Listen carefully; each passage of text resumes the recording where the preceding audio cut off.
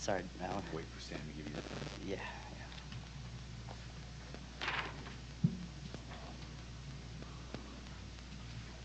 Sam's thumb just came up.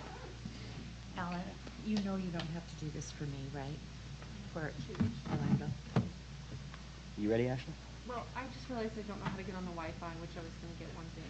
Oh. But And that's what he was doing for me. Sam can help you. Yep, we'll get that. okay. It's just choose a row, Okay. and then, email address. Just my email password. Your email address will be using Okay. Let's see if I can do that. Authenticating. Yes. Okay. Update settings. I trust your certificate.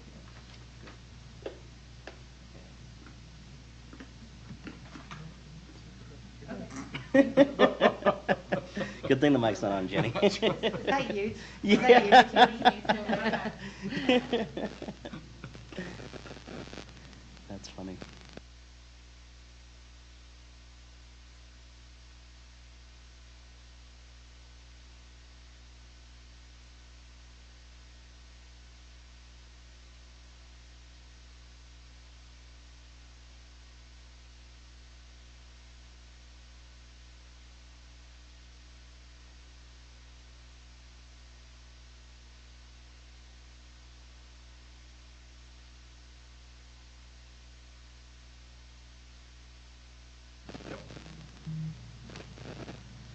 All right. Thank you for joining us, everybody. Sorry we're starting a few minutes late. I'd like to open the public meeting of the Salt Lake City School District Board of Education, January 10th, 2023.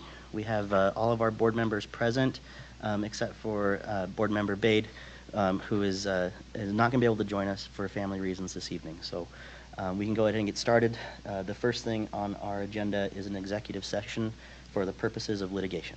I'll take a motion. President Salazar, I make the motion that we go into closed executive session on January 10th, 2023 at 5:07 p.m. for the purpose of litigation. I'll second. Okay, we have a motion by Board Member Sweat and Vice President Williams. Is there any discussion to the motion? Seeing none, we'll go with a roll call vote, starting with Vice President Williams. Bryce Williams, yes. Jenny Sika, yes. Ashley Anderson, yes. Ryan Jensen, yes. Nate Salazar, yes. Christy Sweat, yes. All right, that motion carries, and we will go ahead and prepare the room. Sam, let us know when we're ready.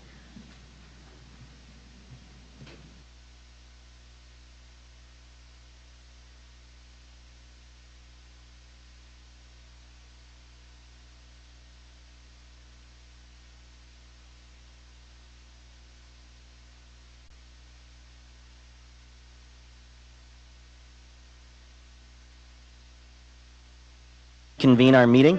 So if you scroll down, you should have all the exhibits. Here, very well. I don't know. Get in a little bit closer, I think. Ladies and gentlemen, we would like to reconvene the school board meeting. So we're going to go ahead and get started with that. Thank you for allowing us the time that we needed to have our closed executive session. So our first opening items are, of course, a welcome. Thank you for being with us tonight and joining us. I'd like to acknowledge our SLEA representatives that are with us tonight. James and Mike, thank you for all that you do for on behalf of our teachers. Would also like to acknowledge our SLASA representatives, our administrators, Bree De Leon, Janelle Rodriguez, and Dallin Miller. And of course, our classified presidents and representatives and associations as well. Thank you for everything that you do on behalf of all of our employees in the Salt Lake City School District. We'd also like to start with our Pledge of Allegiance, and we are going to invite two students who are going to do this together. We have Desmond from Ensign Elementary, and then we have Amelia, who's a part of our MELT program at Washington Elementary. She's holding up one finger. One finger? Oh, there. Okay. Thank you so much for doing this for us.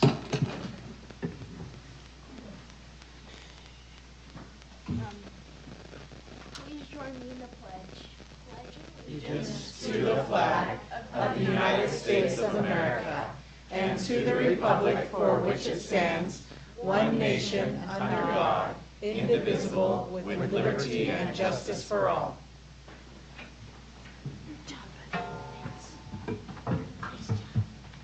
Well done. Thank you, Desmond and Amelia, for leading us in the pledge. You two are the very reasons why we do what we do here in this board and in this school district. So thank you for doing that. That was very brave. Up next, we have our consent agenda.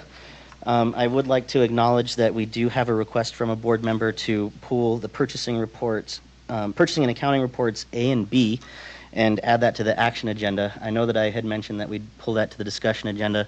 Thank you, Christy, for giving me that coaching advice, and let's move it to action because we are going to need to take action on that regardless of the discussion tonight. So I would like to acknowledge that, and I'm open to hearing a motion from the board.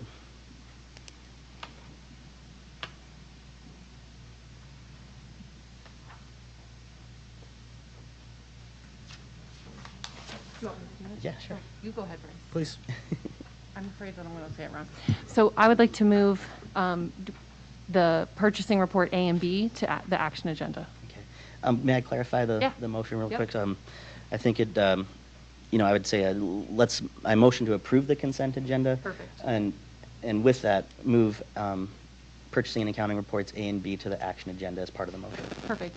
I would like to move to approve the consent agenda and move purchasing reports A and B to the action agenda. Thank you. Is there a second to the motion? I'll second. All right, any discussion to the motion? Is it on the minutes that we, Oh, yes. yes, so, but you'll have to I point would out like which- to make a motion on the minutes to make a correction on the board member reports. Okay, that's a substitute motion. So what I would recommend is that we handle the first motion, and then we can amend the motion through your amendment. Is that fair, parliamentarian?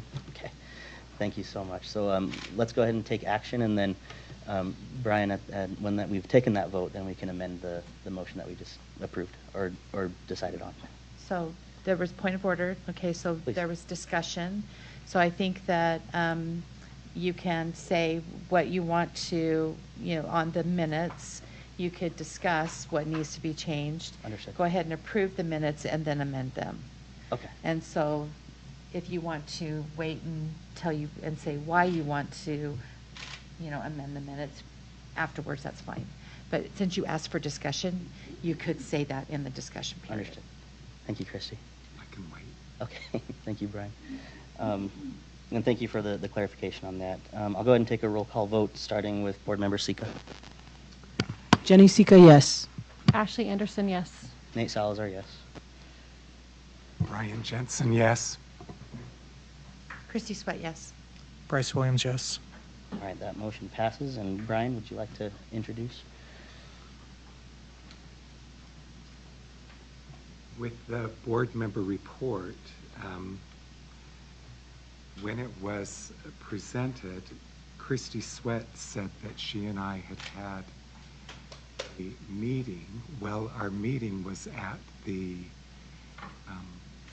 USBA conference in December, and I thought it was really helpful that we were there getting training as a board. And I think it's really valuable for the public to be aware that at those board meetings, we're getting training in public open meetings, in board policy. I think that, and it was reflected again, this happened later, but last weekend, we were also in board training. And I think that it's important that we report that we are getting training. Excellent. No, I would agree with that for sure. So I think that the amendment would be that it just reflects that we were actually at the USBA new board member orientation instead of it looking like he and I just met. Understood. Yeah. I think that can be. Sweat met with board member-elect Brian Jensen and was reminded, so perhaps add there if I'm board member Sweat met with board member-elect Brian Jensen at the new board member training. Yes. Just to add that. USBA new board member. At the USBA new board member training. Okay. All right. I think we do need a motion on that. So I move to accept the minutes as amended by Brian. okay, we have a motion. Is there a second? I'll second. We have a second. And I don't think we need any further discussion unless the board feels like it. would just reiterate your motion with the exact wording that you want, I'm looking at, just to make sure that April gets it on. April, are you getting at the USB? Read us what you have, if you would.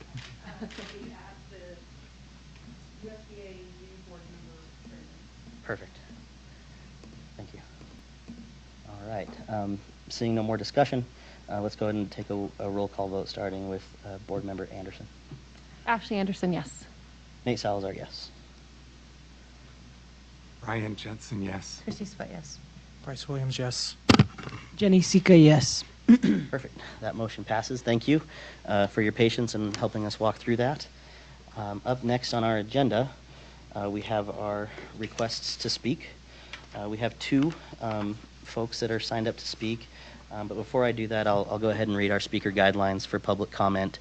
The board enjoys the opportunity to hear from the public during the public comment portion of its meetings. Before we begin, I would like to take a moment to remind you of our board rules governing your comments. Number 1, time may not be used to air complaints concerning bidding, contracts, employment, or personnel issues, to criticize or defame district employees, or to make complaints which have other avenues for redress where they may exist.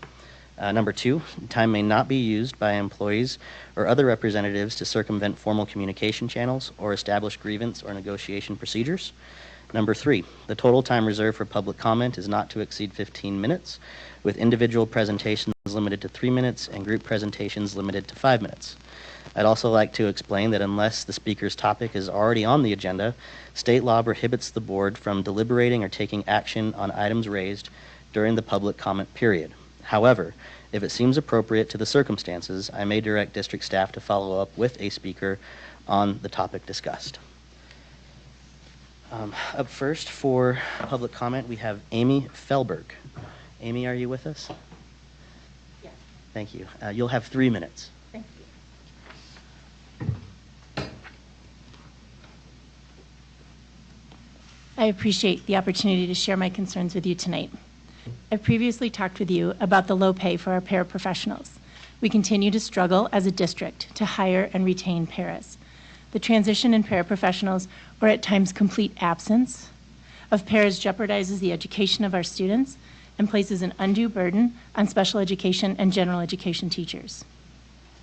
Salt Lake District must compensate paraprofessionals at a level that will attract and retain highly qualified individuals. We need our paras to have the wisdom that comes from experience in order to help our most vulnerable students. I have also talked with you previously about the fact that there have been special education teachers in our district who are assigned to provide more minutes of service to students than there is time in an actual school day, even when a paraprofessional is available. I'm sure you are all aware that one of our elementary schools went without anyone functioning as a special education teacher for months this fall. What happened to the services in those IEPs? How were those students impacted? How were their general education peers impacted by their not having received adequate support? How were the teachers impacted as they tried to juggle yet one more demand? How were the parents of those students impacted as they tried to support their children who were not receiving the individualized education plans to which they are legally entitled? The impact of lost time and services is, of course, very difficult to measure. That does not, however, make it any less real. Salt Lake District must not allow students to go without the services they are federally mandated to receive.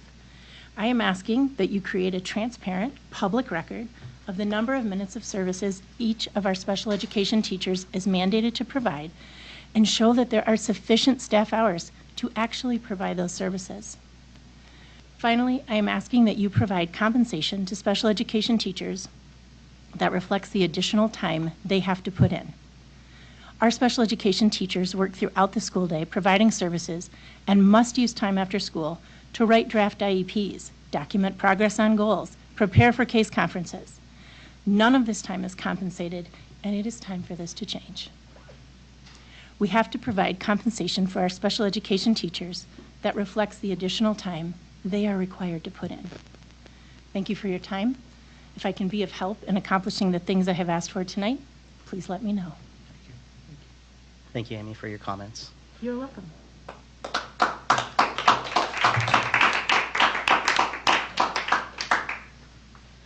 Up next on our list of folks who've signed up to speak is Dina Friedman. She is representing SLEA, our teachers' organization and union. You'll have 5 minutes, Dina. Oh, wow. I know. Wow, I was so rehearsing and I didn't need that much time, so I won't take it. Hi, I'm a teacher here in Salt Lake District. My name's Dina. I teach 7th grade science. I know it's exciting, right? Yes. Now, Dr. Bates has come by and seen all of the action. You know, we try not to kill the children every day. That's kind of our thing. It's nuts every day. And we need more help. To echo what Amy was saying, the teachers, some of us reporting to work sick, losing our prep times. We don't have enough subs. We don't have enough parapros. At our school in the next 2 weeks, in the middle of the year, we have 2 young teachers that have quit. They're burned out. We're tired. We need to retain teachers. But here's the breakdown. So I want to tell you why we need help. Why is teachers so tired? I'm tired. Here's a breakdown of my class today. A lot of you know we have classes more than 30 students. So in one of my classes, here's who's there. We're going to do some profiling, whether you like it or not, or whether it's offensive. So I have 7 students who are ELL, or English language learners. This is the breakdown of a typical classroom in Salt Lake District. I've got 4 students with documented IEP or 504. So the special education services need to be provided. I have 5 students who are chronically absent. Can't make it to school more than maybe once or twice a week. I have 3 students with what we call behavioral challenges who make the learning environment very difficult for all of us, and that 3 more students in that same class who are probably reading at a 2nd grade level. I teach 7th grade. So this leaves me with 7 kids in there that are, if you were to profile again, you'd consider average or don't need a lot of extra help. So I'm expected to differentiate my lesson and to hit all of those levels for all of those kids in 45 minutes. Are you kidding? Really? Really? With some kids who can't identify the letters of the English alphabet yet, and they are in my class with everybody else. This is difficult. We need help. You're trying to ask us to make our content so engaging and so much fun. But how can students succeed in this? In this environment like this? They can't. And do you know what they do? They check out. They give up. Or they become more disruptive, one or the other. But there is some help that we could use. If we had some more full-time paraprofessionals to help us, it would really make a big difference. These people get to know our students, and they could also step in when we don't have the substitutes. We need these people, and we need to pay them a full-time wage, to echo what Amy was saying. We can offer benefits. If we just had 2 of these people in every school building, it would be massively helpful on our teacher burnout. We just need somebody to help us out. Having an extra set of hands is great. It makes our classroom environment so much better. We can work in small groups. We can go to the library. We can split up. We can do fun things. It's great. Nobody loses by having full-time paraprofessionals in the classroom. It's a win-win for everybody, so we can't emphasize how much we need this help. We need help. We need more staff, and we need to stop asking teachers to become miracle workers. We're not wizards, but we're really good at helping kids learn. But what we really need are more full-time hands on deck. So thanks for listening. Thank you for your time. Thank you, Dina. Yeah. Appreciate you.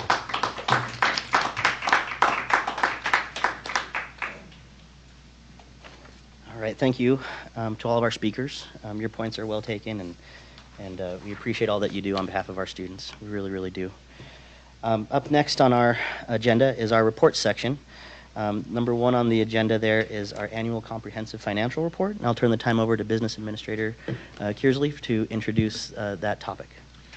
Yes, thank you. I'd like to invite forward Dave Brown from Squire & Company and Christy Hart, our District Finance Director. We met as a Board Finance Committee in November, and at that point the results of the audit for the year ended June 30th, 2022 were presented to the Board Finance Committee. In detail. Today to the entire board, we have Dave Brown with us from Squire to present the audit findings to the entire board. So I will turn the time over to Dave Brown from Squire & Company. Thank you. Maybe we'll give Christy just a minute to hand out her nice small document.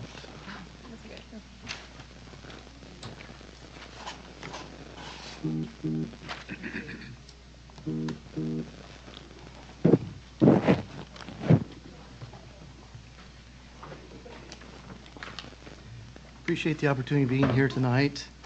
As Alan mentioned, we did meet with the audit committee prior to our meeting tonight back in November, at which time we spent some time and discussed specifics and things. So my report tonight will be somewhat more summary than what we discussed that night, but we'll go ahead and move forward with that.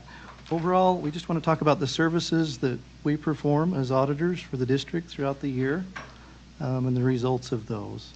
The first thing I want to talk about is our primary responsibility, and that is to audit the financial statements of the district. That audit becomes our opinion on this document that you have, which this is the hard copy. I believe there's probably also electronic copies that have been sent out previously.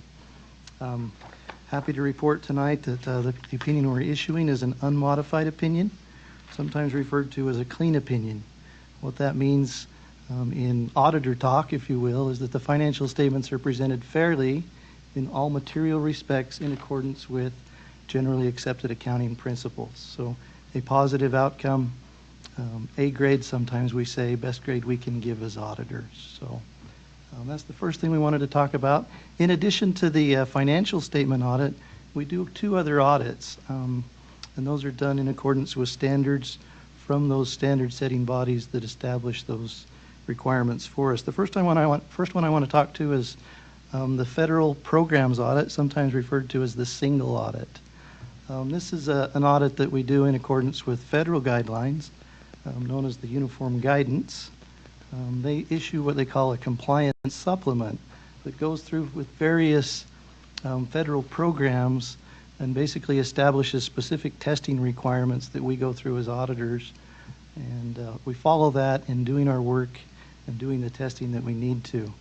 The process we go through to establish what we're going to test and what we select as what we call major programs is based upon risk. So we go through a risk assessment process, looking at what federal funds have been spent in any given year, and then we select items that maybe the federal government will say, this one is a higher risk program, therefore please audit this one this year. Anyway, we go through that process, following that guidance, make our selection as to what those major programs are, and then test those accordingly. The programs that we tested this last year, going through that process, were 3. And we had the adult education program, and also the education stabilization funds, which is your stimulus monies. And then thirdly, the Medicaid cluster is one that we tested. So like I said, we go through a process of following specific audit guidelines there, test for compliance. I'm happy to report that we're issuing an unmodified opinion on that federal compliance for those programs that we tested as major programs. We also look specifically at internal controls over compliance as we go through that process. And we're happy to report with regard to that, there were no findings or question costs that were required to report following those standards. So another positive outcome. Thirdly and lastly, we do a state programs audit. We follow the state auditors compliance audit guide in doing those. We look at several things that they've asked us to look at. Open and public meetings would be an example. A few years ago, they established one that was your fraud risk assessment that you go through as a board. So there's specific things we'll look at and follow their guide in doing our testing there. Happy to report there that we're issuing an unmodified opinion on compliance with those specific programs that we tested this year. So again, a positive outcome, and things look good. So that's all I really wanted to talk about tonight, unless there were specific questions. All right. Thank you so much for being here. It's been a pleasure working with you as well, and definitely want to thank Alan and your team and the finance committee that comprised of Jenny, myself, and board member Bade. And I would open it up for any questions that the board might have at this time.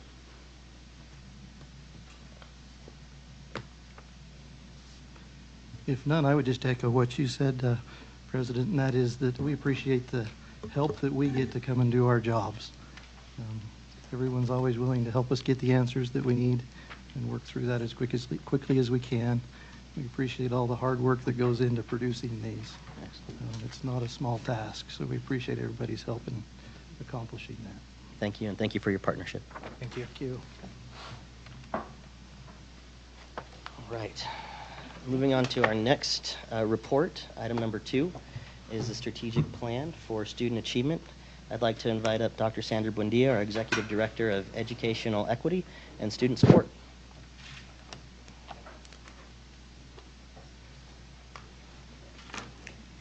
Thank you for inviting me to speak and update you on our progress, and I'm pretty excited because we've really made a lot of really significant progress in a very short period of time. And to echo what Dr. Bates says all the time, that we have a really good team. We have an exceptional team. We have of professionals in the district, parents, students, and their voices are represented in this. So with that, I will say that tonight, the purpose of tonight's presentation is to update you, and we're looking forward to having a much more robust conversation next month. However, you were provided with our current draft, which is a working copy, so that you begin to read and provide us, questions, feedback, as we move through the process, which is, as I said, very exciting. Okay. If I might, another thing, I say a lot of things all the time, but another thing that I say a lot is this document is really the board's document, and it's the board's opportunity that we will, as a district, really look towards for the direction of the academic program of the school district. This is really the meat and the substance of what we do. There's a bit of a balance, and you'll see that as we go through, where you tell us what your priorities are, what the direction we should be going, and then the other side of that scale is then we try to determine the best methodologies and the best techniques and so on to implement. So Sandra's been leading this team, and I do want to thank her for myself, but really for the work that's been done. But consider this your document, and we understand it that way. Awesome, thank you. So first, next slide, please. As we've done before, we're basically checking off what we've already accomplished, and as you can see, I haven't crossed out the January 2023 box because we haven't finished the month, but we are certainly updating you today, and we will update you in February. And so as we complete these, you'll see them turn green and then crossed out. So pretty exciting if you take a look at the time frame that we have left. Next slide.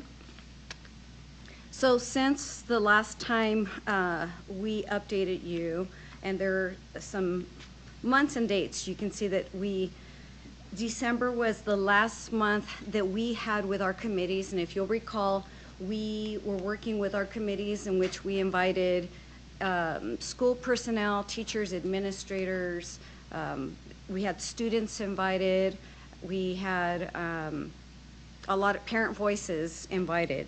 On December 13th, we attempted our first round of editing, and it was really awesome because at that point what we found is that we needed to identify and then provide some editing and formatting rules, so that we went from everybody's voice being represented in writing style to really uniting us in one formatting and to make it easier to read. December 19th, we shared the formatting rules with our pillar leads. And so I'm giving you some sample action plans and goals. So we're starting with, next slide please. We're starting with mine, and the next slide.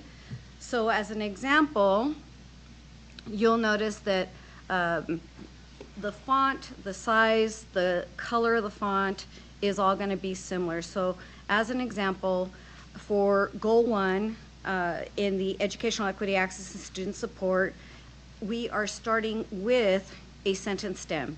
Salt Lake City School District will, and then a phrase, commit to ensuring unobstructed entrance into, involvement, and full engagement of all learners in school programs and activities. So under that goal, then the objective would focus on who we're serving. So whether it's the student or the family, in this case it's students, students will access appropriate and effective programs and activities by eliminating barriers that obstruct their access. And then we'll have action steps which start with a verb, the implementation year, the desired outcomes, our current resources and requested resources. And you all have a copy of that, and it's been made available to our constituents as well. And so next slide, so then I'm just going to share an example from each of the areas. So next slide, please. So then with student achievement, pre-K-12 transition, the goal there is, again, and you'll notice, hopefully, and if you find that it's not following the rules, the formatting rules, let me know and we'll jot it down. Civic competency and communication, and you can see that this section is really large. It covers a lot. And so Salt Lake City School District will provide students with educational experiences that help them to develop into thoughtful, well-rounded, and civic-ready members of society by building literacy in all content areas and equipping students with the knowledge and skills to make thoughtful decisions as positive contributing members of society. So, and then there's the objective that they will receive instruction in all content areas as articulated in Utah Administrative Code, build and expand background knowledge and experience. So again, and I won't read this to you because I know you're all literate, but I wanted to be able to provide you some samples. So if you look to the next one, our next pillar, there's another example for you. Again, what you'll notice is we're using the same sentence frames. So it makes it relatively easy for anyone who's reading it. And then learning, environment, stewardship, and sustainability, likewise. In this case, it's covering our highly qualified staff, which is really apropos considering our speakers, who came before us. And so it really tackles, what is it that our students need to be able to receive the best educational experience possible. So this next slide, I'm really excited about. I have been super dedicated to this notion of coherent educational improvement systems.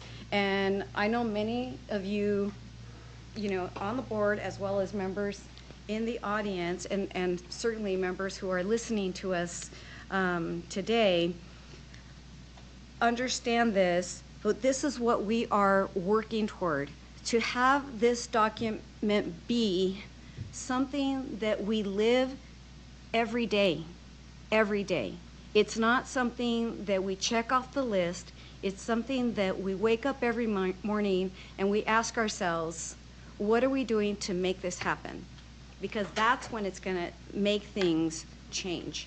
And this is where the innovation comes in that it changes our practice and our paradigm to really think through how we work toward creating coherence and consistency in practice across the district so that we can reach our,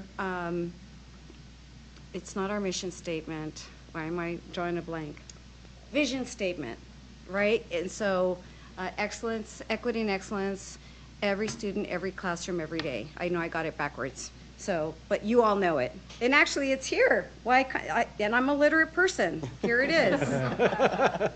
So let me try that again, considering I have a doctorate and I'm literate. Excellence and equity, every student, every classroom, every day. And if I can point to bullet number 4, if when you look at those improvement systems, what they focus on, I mean, if you think about that, positive and powerful relationships. It is calling upon us to work together, all of us, families, schools, administrators, our paraprofessionals. It's everybody who has a vested interest in seeing our future leaders thrive while they're with us. Challenging and rigorous curricula. Who can argue with that?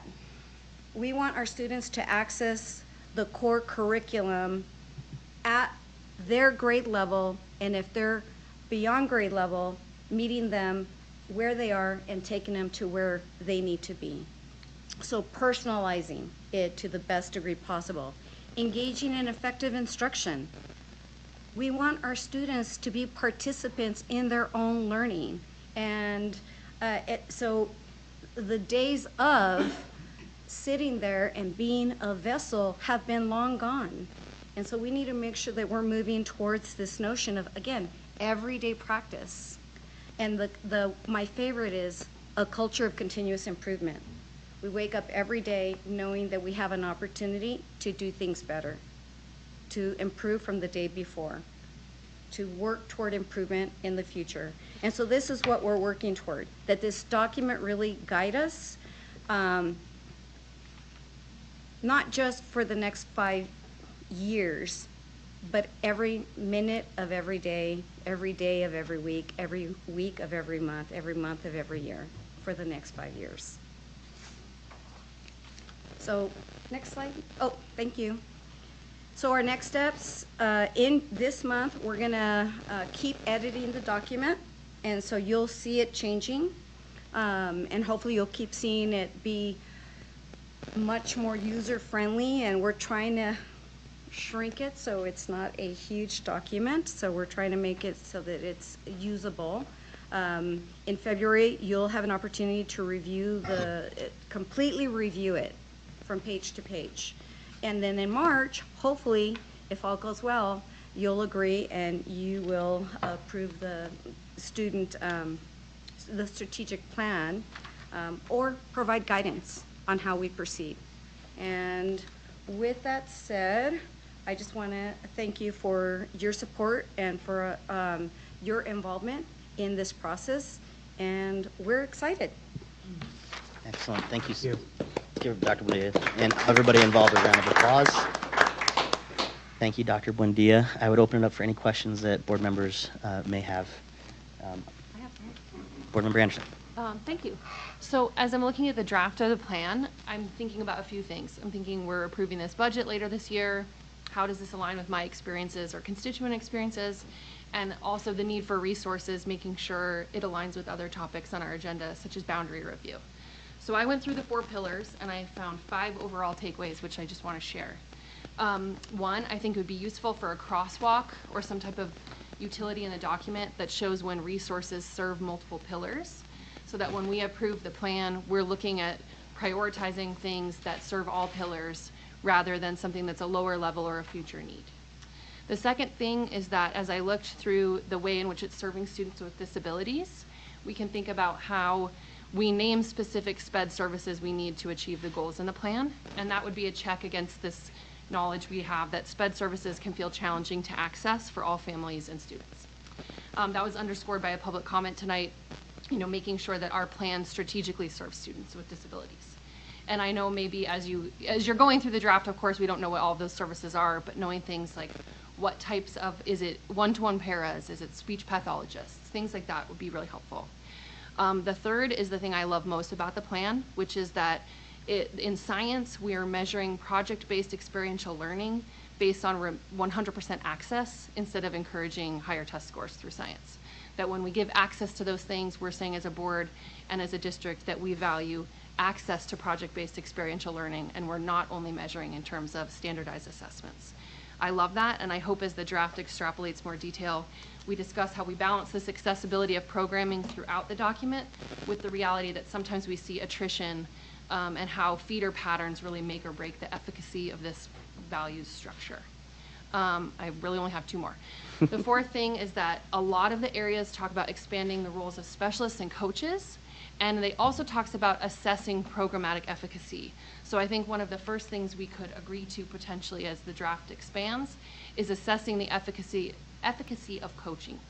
So I'm initially inclined to believe that direct services to kids, teachers, paras, counselors, safe schools, specialists who work directly with students are really effective and may be a more effective investment than coaching, but I want to explore what that looks like in future drafts so we can get into the weeds of how our district uses instructional or content coaching and how that impacts kids.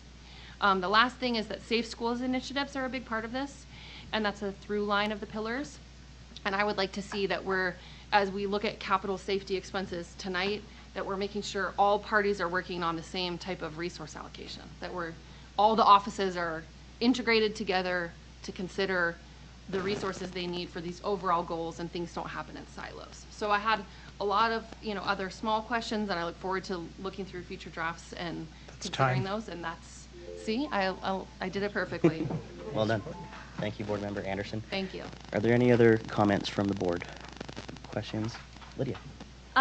Thank you for all of your work on this. I think it overall looks like a great framework. I had two questions, mostly about like accessibility for the public to this document. First, when we have like outcomes, would it be possible when they have like a statistical increase that isn't our goal, would it be possible to add an appendix for like base values so that the public knows like how far we need to go to reach these targets? Like when they say like an increase of 75%, I think the public should know like where we are on that metric there. And the other thing I think that would make it more accessible from the average person would be an appendix to define words, terms, or acronyms that are like commonplace in education but may be unfamiliar to the public. Thank you. Thank you, Lydia. Are there any other thoughts, questions, feedback? All right, seeing none. A lot of what I was wanting to talk about was covered by both of our board members here tonight. Just again, a huge thank you, Dr. Buendia, to you and your team and everybody that you're working with inside of the district. I know there's a lot of people. I couldn't name every single one of them, but your work definitely is valued and it's not unnoticed. And thank you for helping coordinate this, Dr. Buendia. It's a huge help and a huge lift. Thank you. Looking forward to your feedback and questions. Thank you. Thank you. All right. Up next on our report section of the agenda, we have our legislative audit, and I will be inviting up Business Administrator Kearsley and then Christina Kindle, our executive director of policy and legal services. Thank you. So as you probably all know, during a large part of 2022, the Salt Lake City School District underwent an audit performed by the Legislative Audit General. That report was released the first part of December. You've all received a copy of that. What we want to do today is go through the recommendations.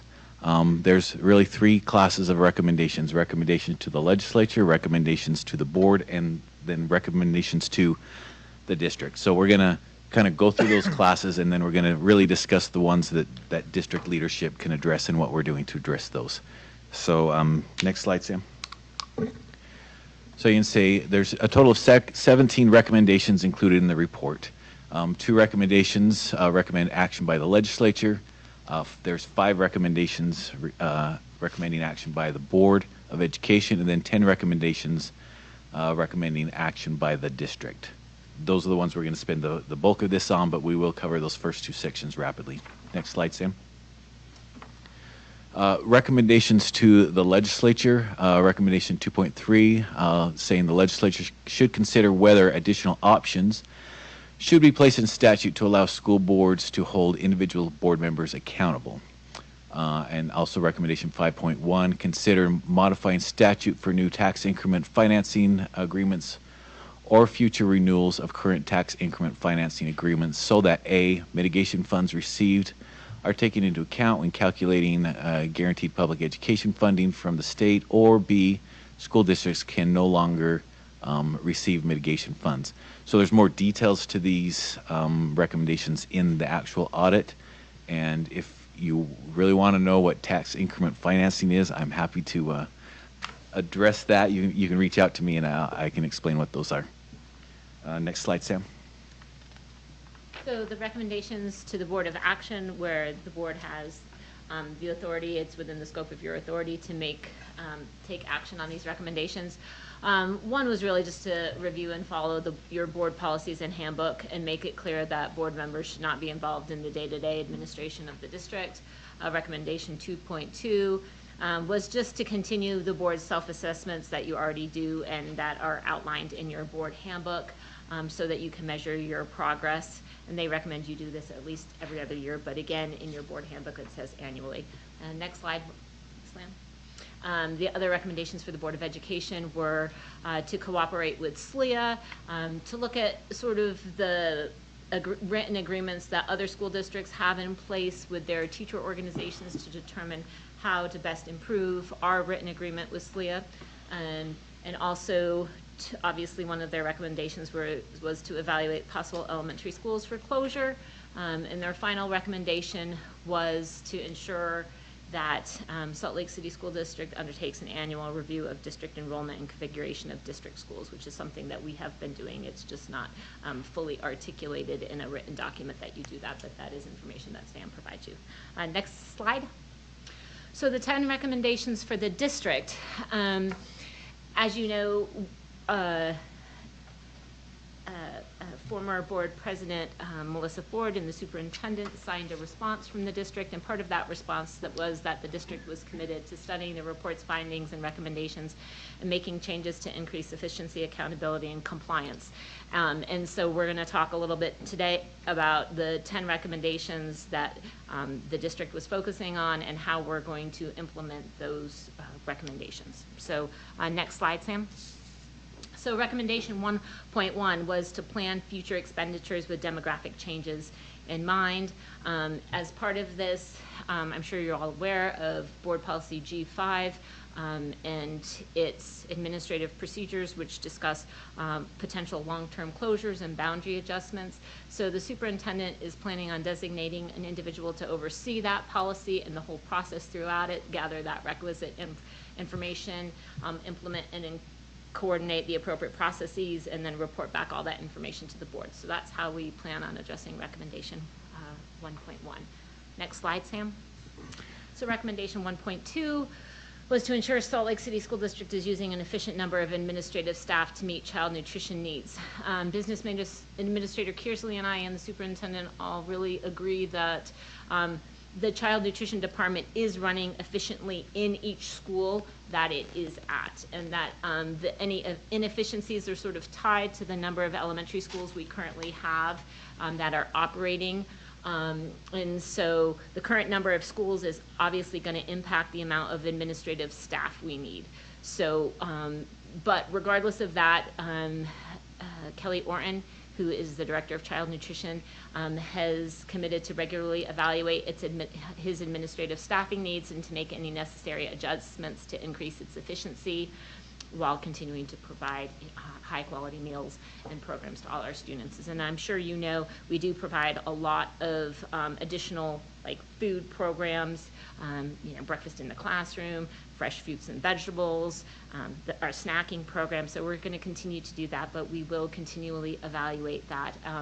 And Mr. Orton has made some adjustments in the past. On 2 separate occasions, he has looked at his administrative staffing, so we are firmly committed to doing that in the future. Next slide. All right, recommendation 1.3 discusses developing a structured preventative maintenance plan. Now, the district has a maintenance plan. What we've found is sometimes, the pieces reside in the various different areas or departments. So Paul Schulte and his department are going to work on bringing all of those together into one comprehensive maintenance plan that can be easily documented, addressed, so we know exactly what we're doing with each building, and that information doesn't reside within silos, but it's available to all. Next slide, Sam. Recommendation 1.4 is addressing our Yeah, No? maybe not. No, Sorry. you were good. Okay.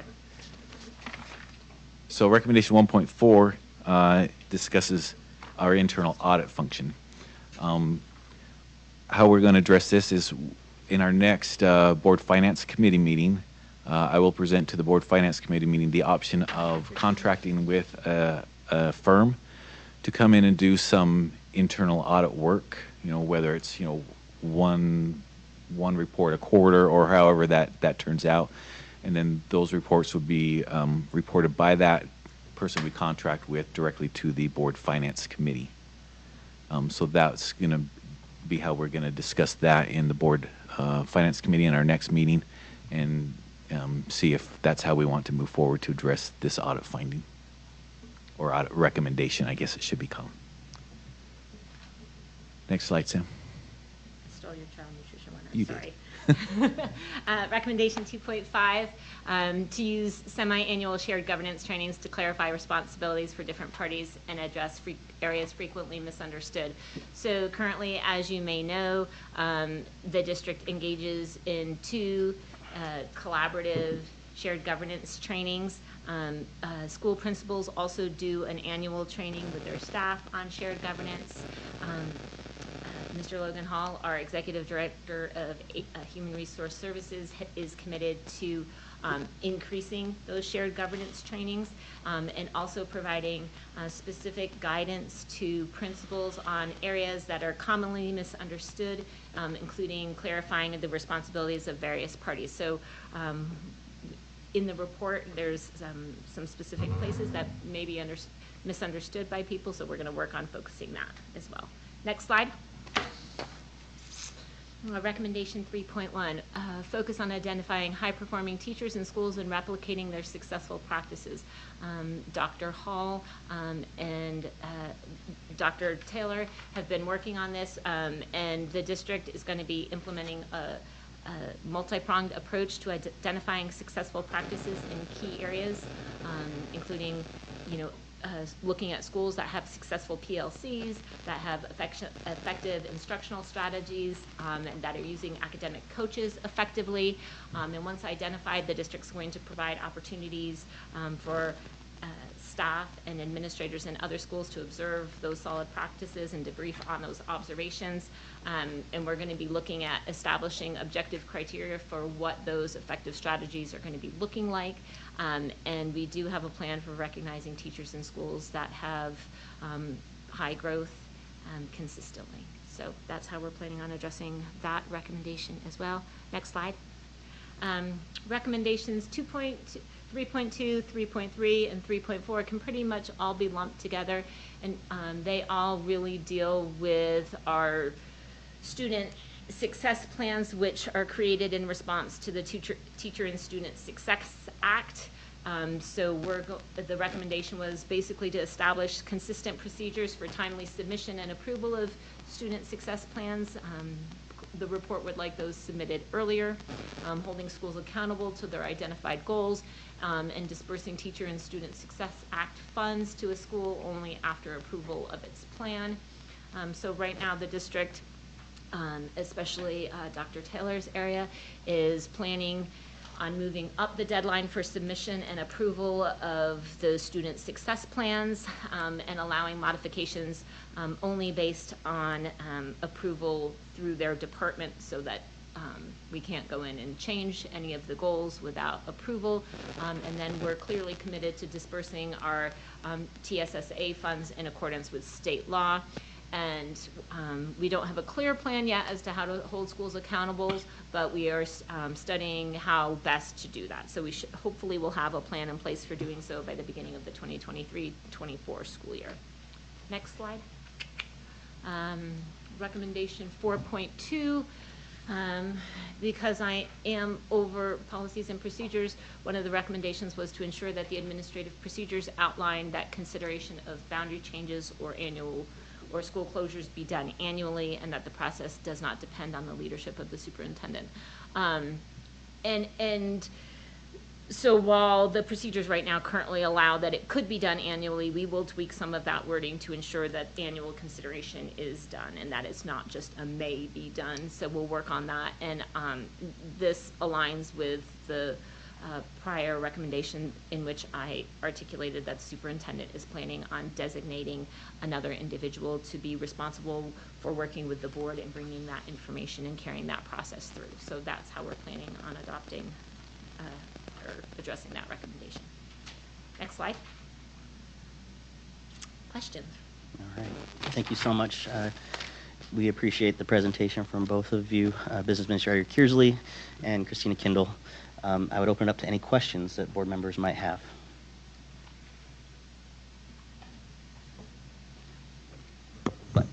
Thank you so much, Alan and Christina. This has been really great to be able to look through this in a presentation, to have a snapshot of it. I have a question on recommendation 1.4, which is the audit piece. And it's not more of a, it's probably not a question, but more of a, and we'll do this also. So at the bottom where you have the planned action, it says, evaluate the effectiveness and efficiency of approximately 3 to 5 identified district programs each year and report their findings to the, this is also misspelled, BCF. I think you're supposed to, don't you want it to say Board Finance Committee? Sorry, that was my Anyway, bad. Board Finance Committee, and report to the full board. Because I think that that needs to come back to the full board, you know, so that we'd be able to see that. If that could be a, and also do this. And then the last part is the piece that you just went over, Christina, where the 3 recommendations are lumped together. Mm-hmm. So when we talk about the TSSA funds and the accountability of the schools, and it says that you're still looking at the best way.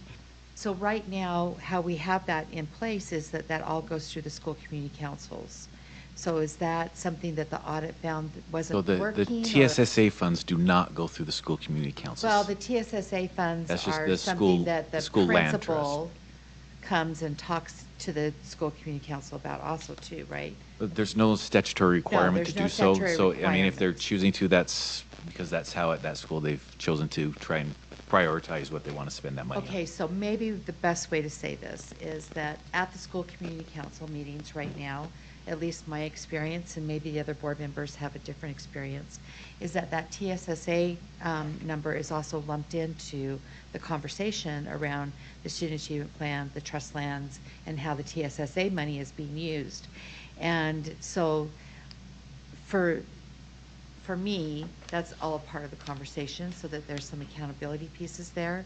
So my question is that what was it that you feel like needs to be the accountability piece at the school that's not being done? So TSSA money is supposed to be distributed subsequent to the approval of a plan to adjust those specific goals.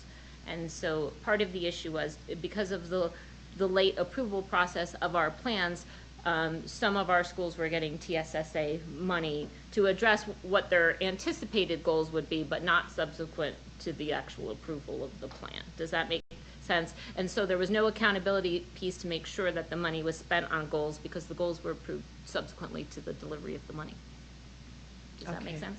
Kind of, yeah. It's confusing because. Let me say that a little differently. The schools have been developing the plans based on certain data that they receive from the state after Right. the money starts to flow. Right. And so the money would flow, and they would be spending that, but we wouldn't get the data from the state until a later date. And so we do need to ensure, first of all, and this is in here as well, that the plans need to be approved before the money begins to flow. And then as the money flows and is spent, it needs to be in accordance with the plan. And that will be taken care of Okay, so pretty quickly. maybe just for clarification for the public then, and also for my brain, is that when you talked about the TSSA money, that my understanding was always that the principal was over that allocation of the money. But the direction that we gave as a district is that it needed to be tied to the student achievement plan and to their trust lands, you know, I mean, the overall achievement at the school. The expectation of that's- so TSSA is it's yes, as you said, spent under the, I don't want to say at the sole discretion of the principal, but Right. it's spent that way. But we said, and the statute says, yeah, but it ought to be spent on student achievement. Exactly, okay. And so we've used state assessments as a measure of student achievement, but the alignment of when the money comes from the state and when we get the assessment results from the, it's difficult to make. It's a timing issue, which makes sense to me now because. Yes. So when you're sitting in a school community council meeting, that's not necessarily the conversation that they're Right, having. right. Because they're not really looking at the timing Right. part, you know, when the money comes in and when it comes out and all of that. Right. What they're interested in is how it's being spent overall. Right. For student achievement. But this legislative audit was focused on the timing On the piece. timing piece. Right. Does Thank that you make for sense? that distinction. Okay. I appreciate that. Thank you. Thank you, Board Member Sweat. Are there any other questions, discussion that we feel like we need to have? Brian? I had a question on recommendation 1.2, and you were talking about child nutrition, and I was trying to follow along, but one of the recommendations that was made was that an efficient number of administrative staff be used to meet. Have we looked at that? Do we? Okay. And this was actually supposed to be Alan's slide, so I apologize that I stole it. So if you would like to address it, that's fine. But we do have a higher level of administrative staff based on the number of programs we're administering at the different number of schools, and because we have to have a child nutrition program in the kitchen at each school, our number of administrative staff per pupil seems much higher. Does that make sense? That is helpful. I mean, as I was looking at it, I'm just trying to find opportunities where we could use money for, I mean, we have heard how we need additional help in. Right. You know, so I was thinking, is this something that where we could find some money? But it sounds... Well, I just want to note there, so the child nutrition program is self-sustaining. It only uses funds generated by the National School Lunch Program and the state program. So we're not supplementing it with any property tax. So if there are any efficiencies, then it'd be, okay, now if we reduced some administrative staff, that money has to stay in the child nutrition program. It can't be used anywhere else. So what would you do with it? No, I wasn't saying that we would take the money out of child nutrition. What I was saying was, could we use it where we have schools where they're saying that they don't have enough individuals in the school to serve the lunch, or do you see what I'm saying there, Alan? Yeah, and a lot of that comes along with the number of schools we have. If we reduce the number of schools we have, then and we keep the same amount of staff, but then there's more staff per school to help serve the lunch. So it's kind of like which is driving which. Okay. You know? Chicken or the egg? Right. Thank you, Board Member Jensen. If everyone else has had, I just want to swing back, so I'll Absolutely. wait. Okay, thanks. Jenny or Ashley, Brian, or Bryce? Okay. Board Member Sweat? So mine's a procedural question. With the 5 recommendations for the Board of Education, what would be our next steps? Because I can see that the district part would be theirs, and then they would be coming back to us. But now with these 5 recommendations, what are our next steps for the Board of Education? I guess is that a question for me? Or? Uh-huh. Okay, yes. Yeah. So actually tonight, in my board member report, I wanted to highlight a couple of things. I think we're already on to some really good progress. Number one, certainly the request from you and Board Member Jensen about evaluations for board leadership and for board members and the board as a whole, I think is a good first step. I'd also like to recommend in my report tonight, I guess I'll make the recommendation now, that we start planning a retreat for the board where we can start talking about some of these specific recommendations in coordination not only with board training, but also how we might address these specific recommendations, our cooperation in working with SLEA as well. I think a retreat is the perfect place to have that, where we can brainstorm and develop some goals and priorities and of course our calendar moving forward. I'm not going to speak for Bryce, but I know he's also really interested in introducing some recommendations about training that we've talked about that I would love for him to share with us as well. But ultimately, I think we need to find that time and space as a board to come together and talk about those specific recommendations. And I think a retreat is a perfect place to do that. And of course, we can filter in other elements of these recommendations into our board meetings. I know Bryce is recommending that we have board handbook training at a quarterly or maybe a study session. But that's up for us to decide, but I know we're responsive to it, and I think we definitely need to start thinking about those things sooner than later. So I think that, may I just do would Sure. that be okay? Yeah. I think recommendation 4 gives me a little heartburn, because it's interesting the way that it was presented, to us tonight about evaluate possible elementary schools for permanent closure. And so I think that, that's going to come under more of a district, look. And I just wanted to say that because I think that that's not just the Board of Education. Right. That's going to be the job of all, the entire district, the liaison that you're talking about, appointing superintendent. And so I think that that's more of a collaboration instead of the board evaluating that specific recommendation, although I understand that that's how they worded it, right, from the auditor. Thank you. Thank you. So this is going back to Christie's prior, and you referred to the motion that I made to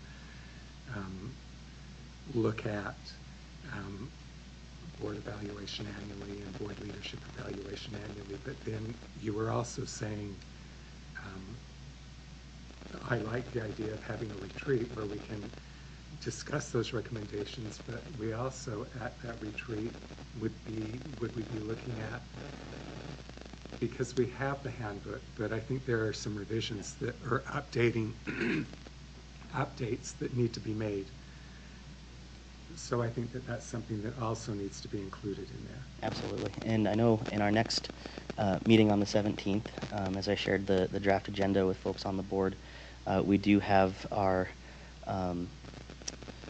committee assignments, and we do need to reestablish new committee meetings with the new makeup of the board. One of the recommendations that I heard from Board Member Sweat was a board handbook committee. And is that something that we want to create in addition to our assigned committees, or do we want the policy subcommittee to focus on those additions and revisions? Because there are at least 3 or 4 things that come to my mind as I'm just talking right now that we do need to revise with that, and also retrain existing board members, and certainly train our new board members, and yourself included in that. So, right. Yeah. So it's definitely top of our mind and top of our list as board leadership as we've been settling into our role this last week. And just historically, for perspective, the board policy subcommittee has typically overseen the board handbook and all of the revisions. Did that satisfy your question? Yes. Okay, thank you. Any other thoughts or questions? Okay, thank you so much for, the questions, Board Member Sweat and Jensen, about how we meet the recommendations that are specific to the board that require action. And thank you to Superintendent and everybody on your team for already taking the necessary steps to address the recommendations that are specific to the administration. Thank you. Moving along to our discussion agenda, item number 1 is our superintendent search. Oh, study session? Yeah. Okay, sorry about that. Skipped ahead. Moving on to our study session, excuse me. We have the population and demographic study, board policy G5, which certainly ties into the discussion that we're having about our audit recommendations from the State Auditor General. I'll turn the time over to Superintendent Dr. Bates. Thank you, board members. You'll recall at our last board meeting 6 days ago that we moved this item onto the agenda for today. It had been intended to be a study session item. As it's listed on the agenda, study session, I really would invite conversation as we go through rather than simply a standard presentation. So let's dialogue as we go through, so that we're sure everybody's coming along with this, and then when we get to the end, there's a question that we'll be asking. It was curious as the legislative auditors were asking their questions and putting their reports together and making lots of recommendations. It looks as though this is responsive to the audit. In fact, this was underway, but I'm not being defensive. I'm just pointing that out. So if we'll move forward. One of the first things I did when I came to Salt Lake City School District was memorize the number of residents that we had as of the 2020 census. There are 200,133 residents of Salt Lake City, people that live in Salt Lake City. And that has a number of implications. Next slide, Sam. Notably, if we take our 20,000 students and make some assumptions, let's assume that all 20,000 have, but let's use that number for just a minute. 60,000 out of 200,000 is 30%. That means 70%, at least 70% of the residents of Salt Lake City do not have an immediate family member that's part of our school, part of our schools. And board members, you are keenly aware, the election having gone by, that you are responsible to all 200,133 residents of the city, and all say this now, you've heard me say this before, and I'll certainly have opportunity to say it again. What makes an elected Board of Education different from the Rotary Club or the Lions Club is that you can take money out of your neighbors' pockets without asking them. Where the other clubs all need it. But a Board of Education, as elected officials, you have a sacred power and responsibility to raise taxes for a specific purpose. But everybody in the community is participating in that enterprise, although it's only affecting directly 30% of the population. And so as we talk about this, that has to be in our minds, that we work. Everybody's contributing to this, and so we need to meet our mission in a way that recognizes everyone. So our role is to provide opportunities, the best ones we can, for all of our students. And you see there, a high-quality school district impacts all residents, because as students receive high-quality learning and education, strong schools attract families, inclusive schools build neighborhood trust, strong districts attract business and industry support. Some years ago, I was in my office minding my own business, and the phone rang, and it was the governor's office of economic development, anyway, the economic development office. They said, we have a group it's a company that wants to settle. They're deciding between Salt Lake Valley, it was in Granite School District, they're deciding between Taylorsville City and a city in Tennessee. And the questions they're asking are about special education services. We weren't prepared to answer those questions about education, educational services, but they're making their decision whether or not to relocate into our community based on what's going on in the schools. And that wasn't just true a number of years ago. Those kinds of decisions are made today. And so a strong school system is in everybody's interest. This is good for everyone. The next slide, you'll see the map. Salt Lake City, as opposed to communities in the area, the lighter the color, the relatively older the population. So what this illustrates is, with the exception of Park City, in our region, the residents of Salt Lake City have fewer younger children than others, which just continues to highlight the point that we're making. Next slide, please. In 1963, that was really the high point of enrollment in the Salt Lake City School District, just shy of 40,000 students. Then as communities do, there's a stabilization, typically at about 60% of the maximum. And we saw that there has been a long period of stabilization there at the 24 to 1,000 student range. With some economic factors, and this is something that I've frankly had a conversation with the mayor, with the mayor's office about.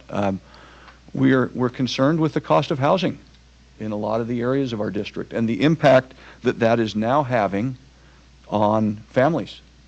You can't drive down any street, large or small, in Salt Lake City and not see those community infill projects that have 600 units.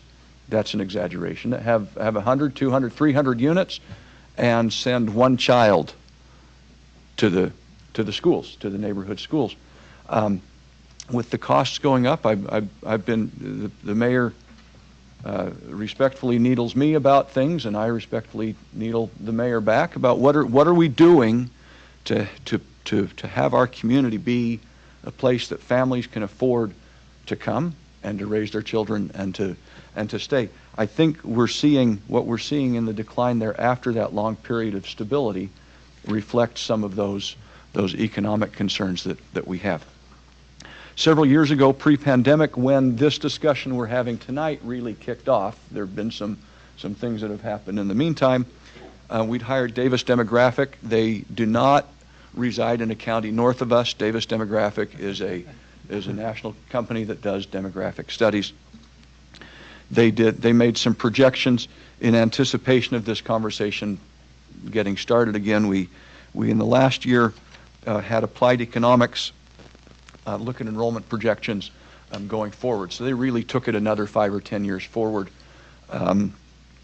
much of what had been predicted by Davis Demographic as came out.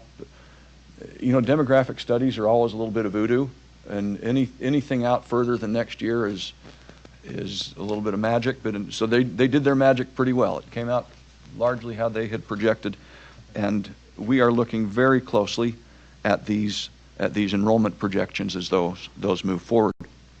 This next slide shows a, Sam, the next slide shows the decline. We're seeing, we think we're seeing a bottoming out, if you will, that we're coming into another period of stabilization. Time will tell on that. The line certainly shows the decline over the last decade, but it appears now we're hopeful to see a new plateau. Folks always talk about the growth but really there's going to be a resurgence. Nationwide, everybody talks about the resurgence, and then nobody ever sees it. So the hope is a plateau. Next slide, please. So we really are committed as a district, and I believe as a Board of Education, and this is our charge, to high-quality programs and opportunities that all students can access and enjoy, classrooms that reflect best teaching practices, fiduciary responsibility and sustainability, and environmental responsibility. Those will sound familiar. I think we talked about those earlier today, but we're committed to that. So really the questions that we have that I think we need to have firmly in our minds: how do we provide all students with access to opportunities and programs? How do we create best learning design and environment? How do we stay true to that fiduciary responsibility? And how do we demonstrate our commitment to sustainable choices? So just kind of for fun, we look at this slide. How have schools changed? And they've changed dramatically, which in large part is why this Board of Education a couple of decades ago worked with the public to get every school in the district rebuilt, so there would be more than 2 plugs in every classroom, right? One for the fan in the front and one for the fan in the back. Now we have computers, things like that. So there are needs. So how do the physical structures support students and their learning? So when we talk about high schools, comprehensive high schools maximize course offerings and opportunities for students. That means you can take AP Physics every year. Not that one. Let me say that again. AP Physics is offered every year. AP Chemistry is offered every year. It minimizes the number of singletons. Singletons are when the kids have to choose. Am I going to be in Madrigals or am I going to take BC Calc? And if they're only taught once a day and in the schedule, that's called a singleton. So minimizing singletons is a value. Personalizing the student experience, having the ability to know and support individual students, those are values. As we talk with our high school folks, with our secondary folks, the optimal minimum size of a comprehensive high school is 1,500 to 1,700 students. That's where that sweet spot starts to get nailed. For middle schools, same kind of thing. Maximize course offerings and experiences, personalization of the student experience, ability to know and support students, preparation for high school. Middle schools have labs and facilities that support science, and the rigor of middle school needs to launch students to high school. As we talk with our middle school folks, they say the optimal minimal size is 250 to 300 students per grade.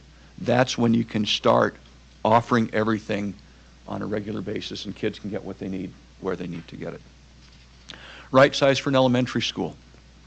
We would suggest, and this isn't a consensus, it's virtual unanimity among educators, that 3 teachers per grade level in an elementary school is a minimum. That's when there's choice for students and families, collaboration opportunities for teachers during professional learning, allows special focus programs such as dual language.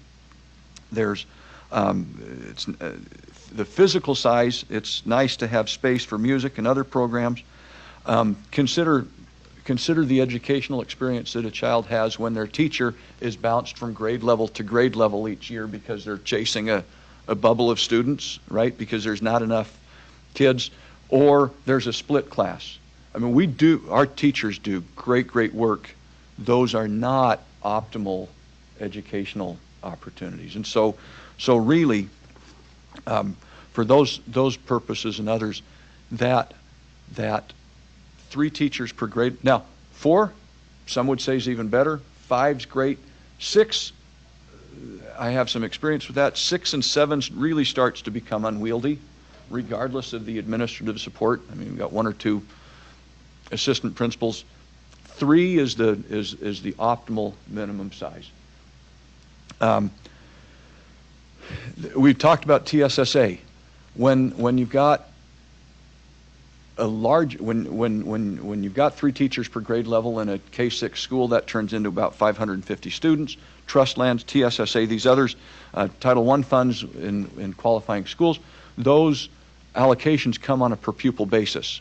And if you have that many students, then the money turns into an amount that you can actually do something with, as opposed to $15,000 or $20,000 that really don't add up to something that you can really leverage into education.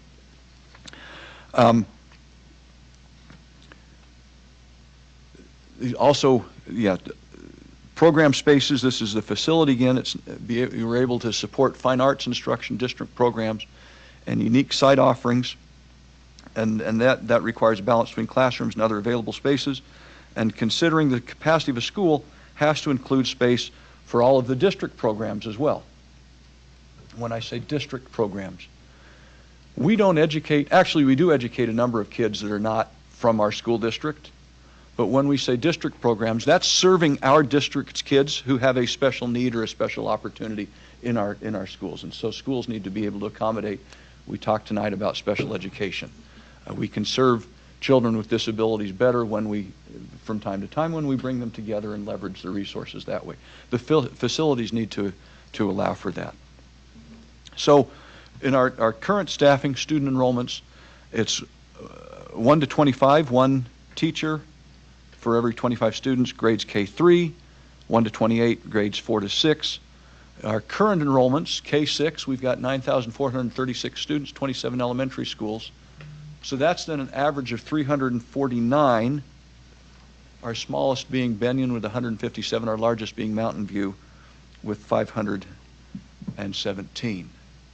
So if we look at that next slide, in a K6 school, and I know we have some different configurations, K6, K5, K8, and tonight's not the night for that conversation, but that's one that we probably do need to have.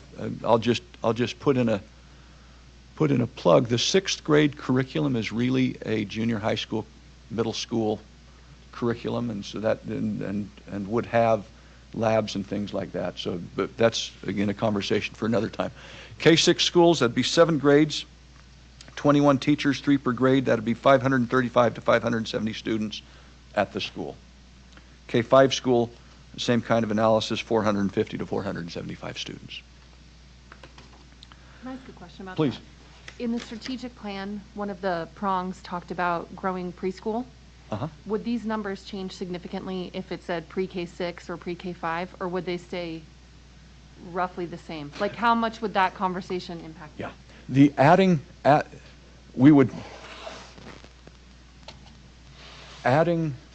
preschool into the school does not increase the number of teachers per grade level. Okay. So then we're talking about building capacity, and preschool is great for a whole host of reasons. We're not funded for preschool. Did I answer your question? Yeah, perfect. This all would stay the same even if that conversation's happening in a vacuum? Yes. Okay. Yeah. So, can I make a side comment about that? Yeah. So I think that, I understand what you're saying about that we're not funded for preschool, but years ago, we weren't funded at the level we were for kindergarten. Mm-hmm. So if we make a decision that that's something that we'd want to do, then would you put that question, if we wanted to fund preschool, would that make a difference in what Ashley's asking?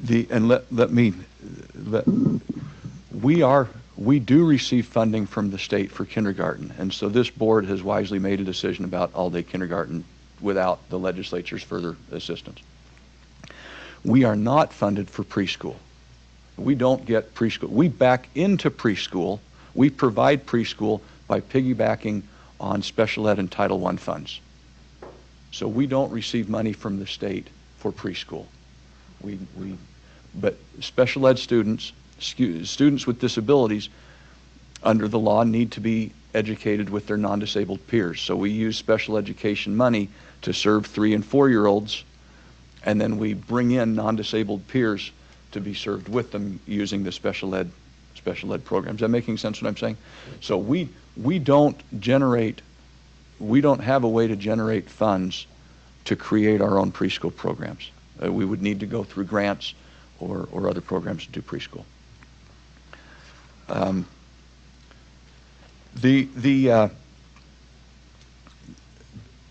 Thinking back to the legislative audit, there is no question that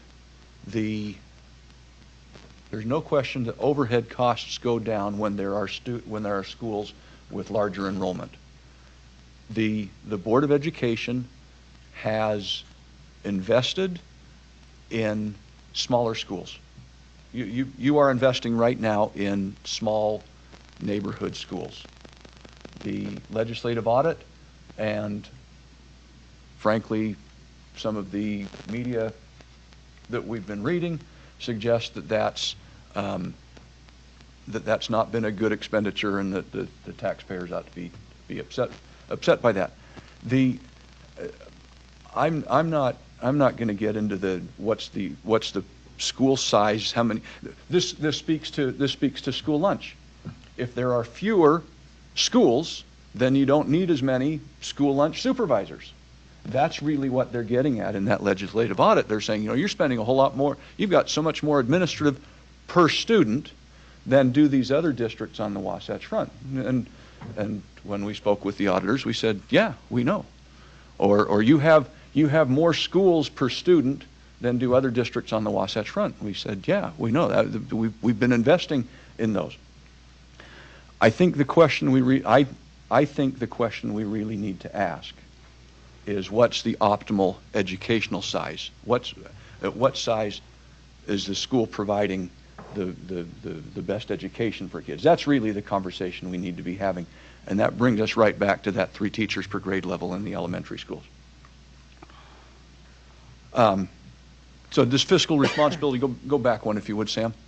So utilities, maintenance, administrative costs, insurance, personnel costs, those do go down when there are fewer schools. The most efficient school would be if we put all 20,000 kids into one facility. That'd be so efficient, and that wouldn't be good educationally. So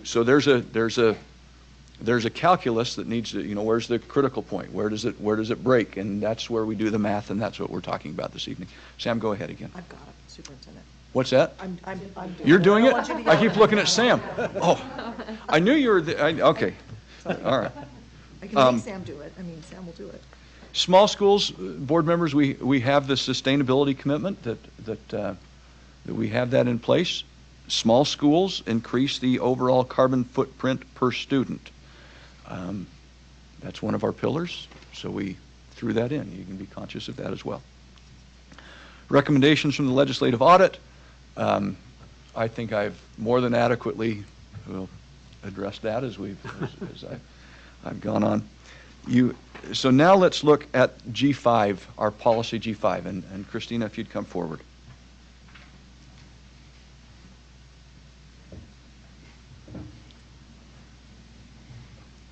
I'm really normally not here that much. I just want to say that. So, as perhaps Board Member Sweat and Board President Salazar remembered, the G5 administrative procedures were significantly overhauled a few years ago in what would perhaps be called a labor of unlove. But I was going to walk you through this.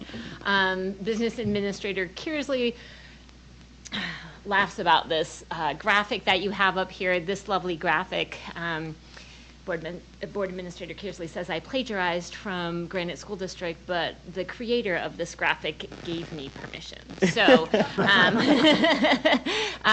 this graphic sort of walks you through month by month what would typically happen as laid out in our procedures. And so I can walk you through that if we just look at, this should be the administrative procedures. The district timeline pretty much starts at the end of any year, February. So before the end of February, and presumably for a significant number of months preceding February, the superintendent and his designated staff have been gathering information, looking at the 12 factors that are outlined in the administrative procedures to present to the board. And those 12 factors include student enrollment data, facility capacity and design, any court mandates that we don't have in this district currently, community input, because our procedures allow for the community to give input anytime during the year, transportation, special programs, feeder patterns, demographics, student safety, geographic features, financial implications, and student educational opportunities and academic performance. So in this instance, Mr. Paul Schulte, our Executive Director of Auxiliary Services, has been working with his staff, Sam Quantz, Dr. Hall, gathering all this information so they can present information to you prior to the end of February, which is why we're here now. So no later than the end of February, if this is what the board chooses to do, the board would need to approve an official study list containing the school boundaries that would need to be studied. If that list were to be approved during March and May, the superintendent would designate assigned staff to meet with each principal and SCC chair that would be directly impacted by any sort of boundary study or school closure, proposed school closure. So it wouldn't just be the schools that we would be closing, it would be the other schools that would perhaps be gaining those students or that would be losing those students. Any school that would be reconfigured, we would be talking to that principal and the SCC chair to generate a core set of options. So there is an options committee that is the superintendent creates if we got to this step. He would be creating this committee, designating who was going to sit on it, whose charge would be to suggest viable options for the board and community to consider. And previously, the board came up with those 4 criteria. Board President Salazar, Board Member Sweat may remember that it was safe, reasonable, simple, and cost-effective, that the options committee would be studying all the core set of options that had been developed to determine a list of viable options that would be recommended to the board. No, it's the button. We need the button. Once we got to May, great. So during May and June, the options committee would be studying those to come up with a viable list of options. In July, the options committee would be presenting a report to the board on those viable options. They would also be talking to the principal and SCC chair of what that recommendation was going to look like, so that no one was surprised when they gave that report to the board in July. So once the board receives that report from the options committee, no later than the first board meeting in August, the board would approve any recommended options for boundary changes, or in this case, school closures, for further study. So you would approve a second study list. If the board approves recommended options for further study, we start a 120-day notification period that is outlined in the statute. So at that point, we would provide notification to parents of all students who would be in any of the affected schools. So not just the closed schools, as I said, but anyone who might be gaining students, any school whose boundaries might be changed, we would be providing that notice. We would be providing notice to the Salt Lake City Council members as well as to the mayor. And if the board says that this is what they want to do, our procedures allow for the board to designate information sessions to be held throughout the community during the months of September and October. So If you so choose to have those informational settings in September and October, the superintendent would gather that information and bring it to the board in the board's first board meeting in November. That first board meeting in November would also be the first designated opportunity for the board to have public comment on those options that are being considered. The second meeting in November, you would have, again, an opportunity for public comment. During both board meetings in November, the boundary changes would be a discussion item on your board agenda, as well as those opportunities for public comment. So then, you would have a public hearing, the first board meeting in December. There are various notification requirements that we would have to be providing to the public 30 days out, 10 days out, related to that public hearing. So we would be doing that within those timeframes as well. So you would have a public hearing during your first board meeting in December. And if you chose to take action, it would be at the next meeting. We didn't designate whether that would be in December or January of the following year, simply because sometimes the board chooses to only have one board meeting in December. Sometimes the board has chosen to have 2 board meetings in December. So at the next agenda meeting, it would be on your action agenda, and that's when you would potentially take any action. Any action to close the school would not be effective unless there were exceptional circumstances until the following school year. So what this would look like in the current school year and where we are now is the idea that looking at this February 2023, the soonest you would take board action based on our current procedures would be either December of 2023 if you had a second board meeting in December, or January of 2024, and any school closures would not take effect until the 2024-25 school year. Does that make sense to everyone? Christina, don't put your papers away. I was going to leave. You said the last bullet there was except in emergency situations. So that time that you were talking about earlier, a couple of years ago, it seems as though the minimum time would be the 120-day window. Can it be done more quickly than 120 days? So 120 days. 120 days is the statutory minimum. Okay. Thank you. And then board members, if you'd look forward, so according to G5, a couple slides, one more. These are the factors that G5 has us consider. It's really important that we not look. Thank you, Christina. You can go.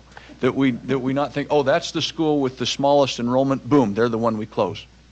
Because we've got to consider much more than that. We have to consider things like transportation. We have to consider things like the size of schools, the location of schools, how new schools. So it's more than just simply looking at numbers and saying, "Ha, we've got it." So these are the factors that we put into the policy. So the next slide, then, I think those red dots are our elementary schools, and so go to the next slide, if you would. Thank you, Tiffany. What we have to ask you this evening is, I'll say it, just quickly, and then I'll back up. What do you want us to bring you next month? So now let me talk about that a little bit. One way, we could look at this. We could look at the map. We could look at the map in regions, and say, for example, I'm not prepared to do this evening, and so I'm going to pull numbers out of the sky. Okay. But we could say, in this northeast quadrant, northeast quadrant, southeast quadrant, we could look at quadrants and say, in this one, there are 8 elementary schools. If we believe the 3 teachers per grade level thing, if we believe that, then there probably ought to be 5 elementary schools there. And maybe on the study list, we put this quadrant with all 8 of those schools, because they would all be be affected. But I'd probably recommend against picking one quadrant and leaving the other three alone. So perhaps what we do this time through is what's here would be, let's look at all four quadrants and do kind of that computation that I was. We'll find natural ways to split it into four and say, okay, here we've got 6, we really need 5. Here we've got 8, we really need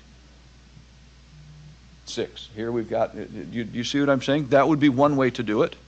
We could bring you a list like that and then study that. Please. Question about how it would go into quadrants. So when we know we have specialty programs that would be considered in that universe mobile, right? That Yeah. like a program that's like MELP doesn't have to stay where it is. Right. How does that factor into does that make sense? Yes. As you Oh, define yes. the quadrant, That's- does that mean physical building and programs are separate? Because that's the thing I'm curious about. No, I think we need to look, and that then gets to this individual, I mean, these are all different ways that we can look at the study list. But I think we need to look at the buildings, their capacity, and how many children are being educated there.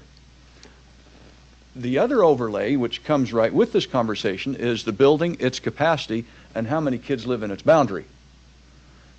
My sense, having visited all of our schools, is they've all, we had that report. We saw that report the other night. Everybody's going everywhere. And so I think we need to look at the schools in the quadrants if we follow that model and say, what are the building capacities and how many students are attending and how many students live in the boundaries and where do they come from, what would happen if what are the programs that are there. Those are all things that would need to be really looked at and discussed. Yeah. Because you can't do them in. My concern about the individual schools is the very one you're raising. Okay. Or there might be another model that we'd. So now back to the question. As we bring you a study list, as we bring you a recommended study list in February,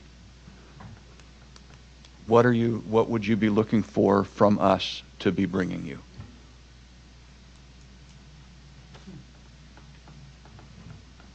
Besides this. No, or a permutation or something that we haven't thought of. Superintendent Bates, first off, thank you for pulling the presentation together, and I know it's been a considerable work for your cabinet as well. I think we've been eagerly anticipating this for a number of years now. But most of all, the biggest thanks I have is thank you for centering students and their well-being and their educational outcomes in this presentation and what all the factors that play into that. Based on the discussion and what you presented, I think looking at quadrants comprehensively throughout the city would be the direction, if it's the will of the board, that I would like to pursue moving forward. Christy? So I'm going to go a different direction. Okay. What a shocker. So I'm fine with, bringing whatever is on this list, but I would also like to include 2 things. I think that I would like to hear on the financial end of it, if we stayed the course that we are, that we continue to invest in small schools, and that, if we put that as the forefront, knowing that, we were just in a school the other day that has 2 first grades and they're thriving. I mean, they are the leaders in their schools, and that's what we were told by the principal, that they're hitting it out of the park with their test scores. And so there's something to be said, and I understand what you're saying about the 3 grades per level. But I do think that I would like to have something on the financial end of what does it cost us, to keep all of our schools open. Maybe we might have to look at a couple, but to really invest in the small schools and to continue to do that. What would that look like? How much would that be? What would be and maybe the last thing I want to say about that is that I have felt good about us making that decision, and I will stand by it, going forward, is that sometimes doing that investment is important. So if we decide that we want to do that, the other part that I feel like we have not done in this district, and is Paul still here? Paul Schulte, can talk about this also to you at another point.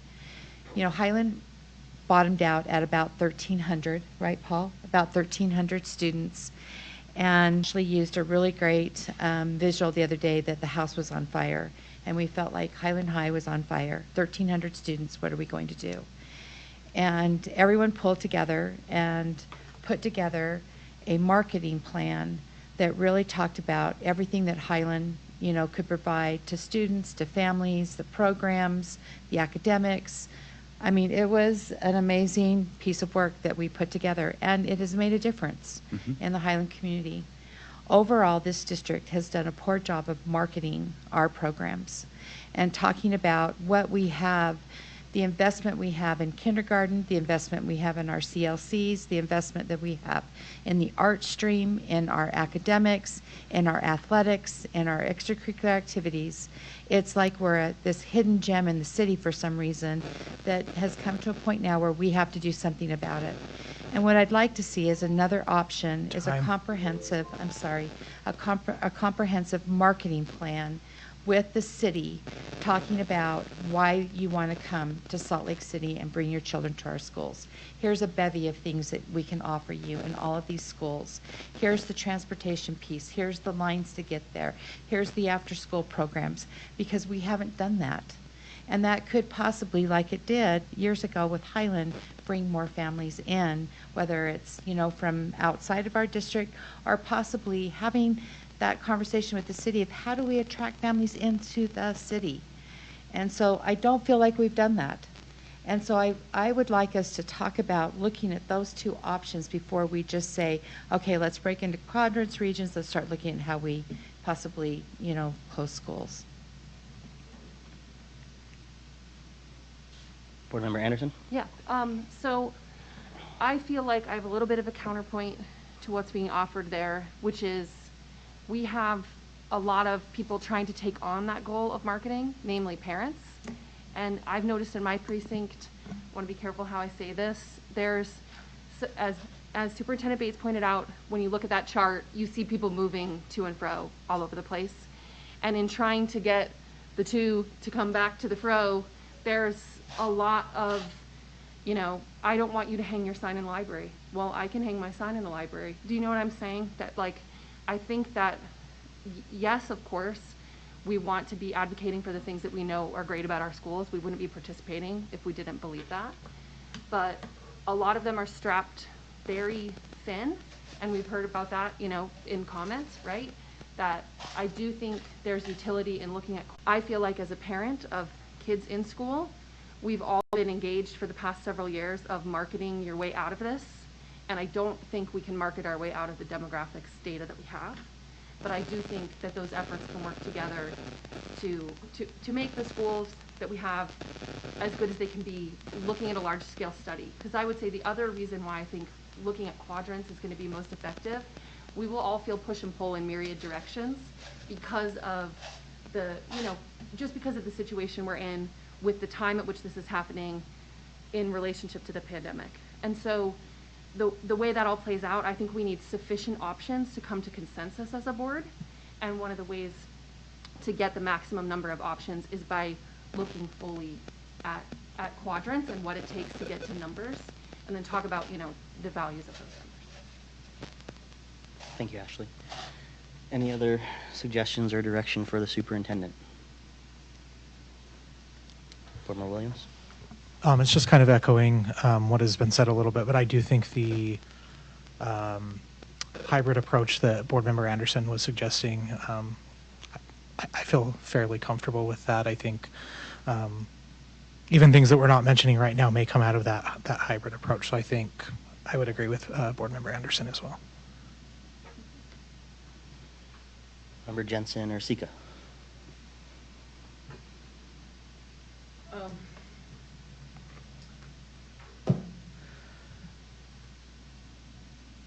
Dr. Bates, you said that everyone's going everywhere. Why? Why is everybody going everywhere instead of staying in their community?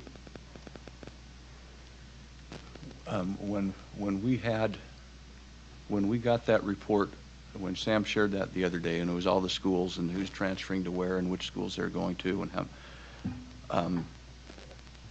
that jumped out at me, and I don't have an answer for that. I've not been able to ascertain an answer for that. There are lots of, in terms of school choice, Utah's the most school choice friendly state in the nation. Under our open enrollment laws, anybody can go anywhere. And we have in Salt Lake,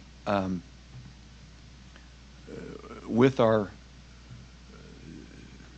and this isn't a bad thing, we've allowed schools to develop niches and specialties and to market those, and families have moved their kids to where they think their child's specific needs or desires or the parent's specific needs or desires can most readily be met, and our structure allows that, facilitates that. And so we have, I think all of our schools have large numbers of kids from elsewhere and large numbers of kids going elsewhere.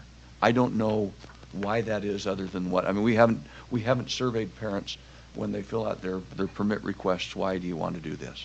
Or why do you want to leave? We haven't done that, and that would take a while to do, but I don't know the answer to that question. It just stands out in regards to both of what Anderson and Sweat are saying. Like, what are we doing in the district that's creating everywhere, instead of staying within the district? I see that in my own community. I've talked to a few of the members on the board on how a lot of people in my community are jumping ship from what we have in our community to go to the East Side bench, And if I could understand that more,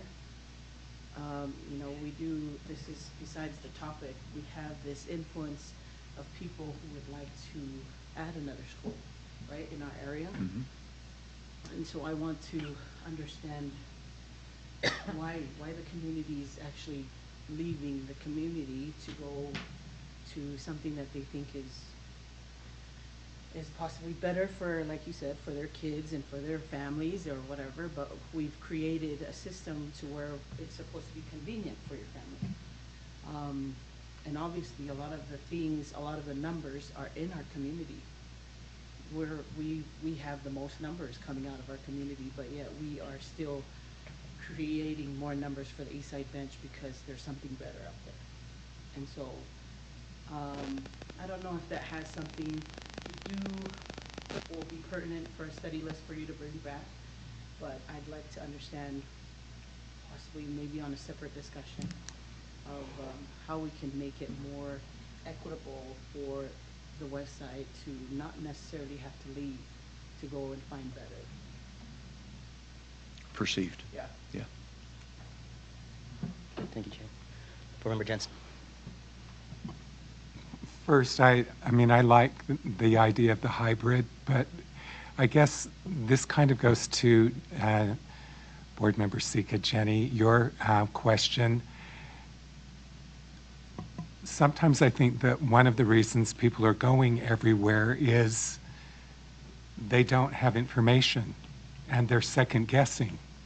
And to me, if we started this process of this hybrid thing where people started to see, okay, we're addressing boundaries, we're addressing school closures, and in that it wouldn't just be, okay, the schools that we're going to close, but it would be, what are we going to do with these schools that are staying open and the programs that are going to be available in those schools. I think that that could address some of that.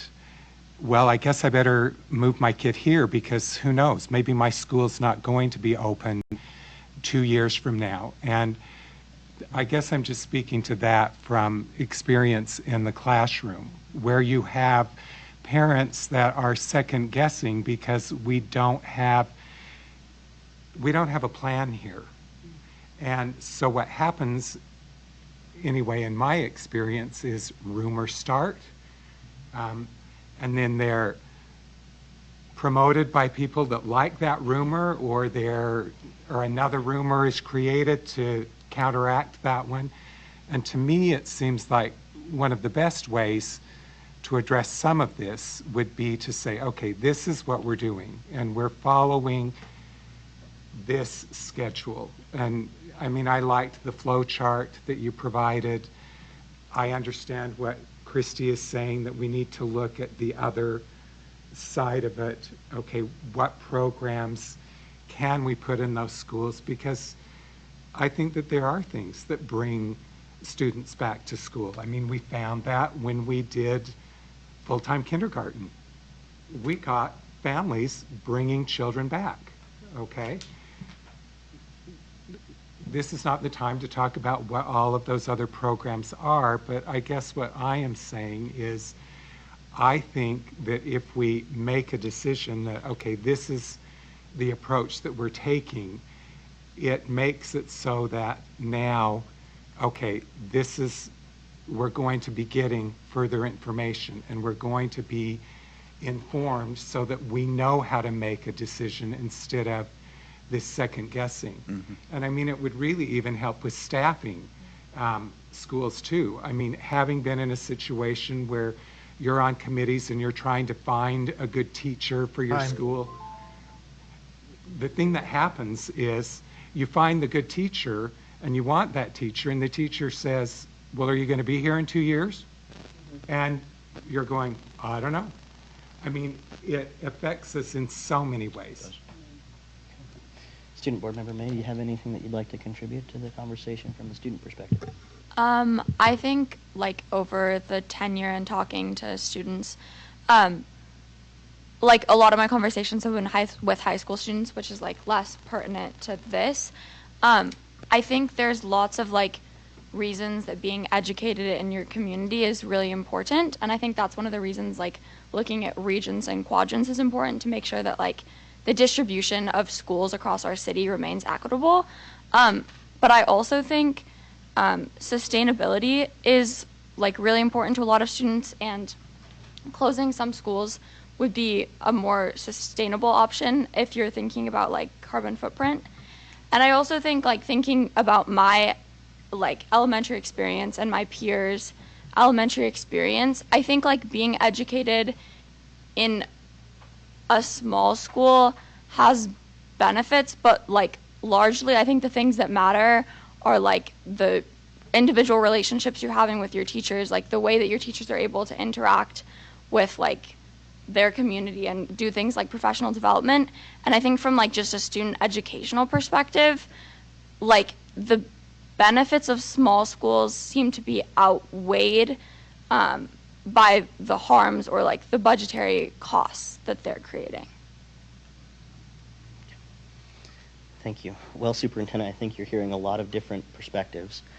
And I think if I was to recap the conversation, there seems to be some motivation for the hybrid approach, where we're looking at quadrants, but also, you know, what types of programming elements also contribute to the factors. I'm hearing questions about the why. You know, obviously school choice is a realistic thing in our city and in our state. And I'm also hearing about the other side. And I agree with Board Member Sweat that this board, and I've been a part of that board, that we committed to smaller schools and to investing in smaller schools. But to take that a step further from my own perspective is that working? Is it a benefit to our students and their academic outcomes in the long term? And I think it's good to understand what that might look like. Additionally, to Board Member Jensen's observation and reality associated with that observation is we need to come up with a specific plan, right? We are under a microscope, I'll be honest, relative to how we move forward and what kind of plan that we develop. We have a strong policy that I feel like outlines what our work is between now and December, so for the next 11 months. But I do think we need to find some consensus tonight, and what I feel like I'm hearing is that the quadrant with the programming element and a better understanding about what that investment has done for us in smaller schools, and a greater discussion around why school choice and why families are moving around. the district is something that we need to understand. Again, I'm just trying to recap the conversation, trying to bring us to more of a centralized thought and direction for you. And I would open it back up for a second round of discussion. And I know, Christy, do you have anything to add? I'm thinking. Okay. You pulled your microphone down. I did, That was a 'cause I'm sign to thinking. me No, I'm to think thinking. about that. As I've been processing, I thought of a few things that I would add to what I said, which Okay. is several years ago when Benyon was recommended for closure, I was a parent at Washington, which was also under-enrolled at that time, and I was the SCC member there, and we were able to connect. Her name was Carrie. Carrie, if you're listening, you can, let the record reflect if I got this wrong. But when Benyon, then the recommendation for closure didn't go through, she said the worst part was after that, kind of realizing that the cavalry wasn't coming. And that it was, and that wasn't her language, but that's the best, expression I can use, that we've highlighted these issues we have based on our size. We've talked about the things we think are so wonderful about our school. Now we're gonna get the help we need to solve some of these things, disparities, okay? And then realizing that that was not gonna necessarily happen. Now again, Carrie can reflect that this is wrong in the minutes next month, but I think that that's an important thing, and also to say that kids are noticing. So in the summer, I was able to go to Avenue Street Fair. I have friends from baseball who walk up and they say, you know what, I wanna talk to you, mother, because my class is getting too big now. And that's another thing that I think this narrative hasn't really articulated. When we say small schools, it doesn't mean small class. That's right. Yeah. We can end up with, 1/6 grade of 34 kids, okay? And that kids are noticing that. And I think that because this conversation is very painful, a lot of the national literature on this asks that the conversations be framed about what are gonna be the benefits to our families from doing this, and also acknowledging that schools didn't under-resource themselves. So if you are feeling stretched, if you feel like the cavalry is not coming, that's not a decision that happened at the school or family level, and that it's our responsibility to acknowledge some of the reasons why that may be happening, and then articulate what those benefits are. But that when we frame the discussion in a certain way, I think it's important to circle back to families who experienced the opposite, and what kids are noticing also. Thank you. Board Member Sweat. Thank you, Ashley. I think that you capsulized exactly some of the things I've been thinking about, but also I keep asking myself, what's the end result? What are we trying to get to? Are we just trying to answer to an audit, that was sent, a legislative audit telling us that we need to close schools? Well, that's something we didn't need the legislature to tell us, that we had a decline in enrollment. So I just want to keep asking all of us on this board, what are we trying to get to? What's the end result here? Because if we don't do something, as I suggested, in regards to working with the city and looking at why people, as Jenny said, why are people moving, out of the city, but just choosing different schools and going different places, that's the crux for me, is to really have that question in the forefront of our mind. What are we trying to achieve here? Because for me, it's about the city. And being able to have a place that's vibrant, that we all want to live in, that, we have kids in our parks, that we have kids in our schools, that's something that I care about. But how we get there, is this going to get us there? And I don't think it is. I think it's multi-pronged. I don't think it's going to be single-pronged. And so to a certain extent of what Ashley is saying, it's going to be different things that we're going to have to bring to the table. I don't want any of those options to be shoved off. I want us to be looking at all of those. And we still need to keep asking ourselves, what's the end result that we're trying to get to? Because even if we do a boundary change and we close school, is it going to stop the decline in the enrollment? We might have a little, plateau, as you're talking about, but is it really going to, what is it that we're trying to achieve here? So I just want us to keep asking that question and really look at who our partners are in the city, because we need partners. We need to figure out, what is it that we want to have happen to Salt Lake City School District and the schools within that city? Anything you'd like to respond to? There's, I think, a couple questions your direction. Well, and I'm thinking, as these comments are, and boy, you're spot on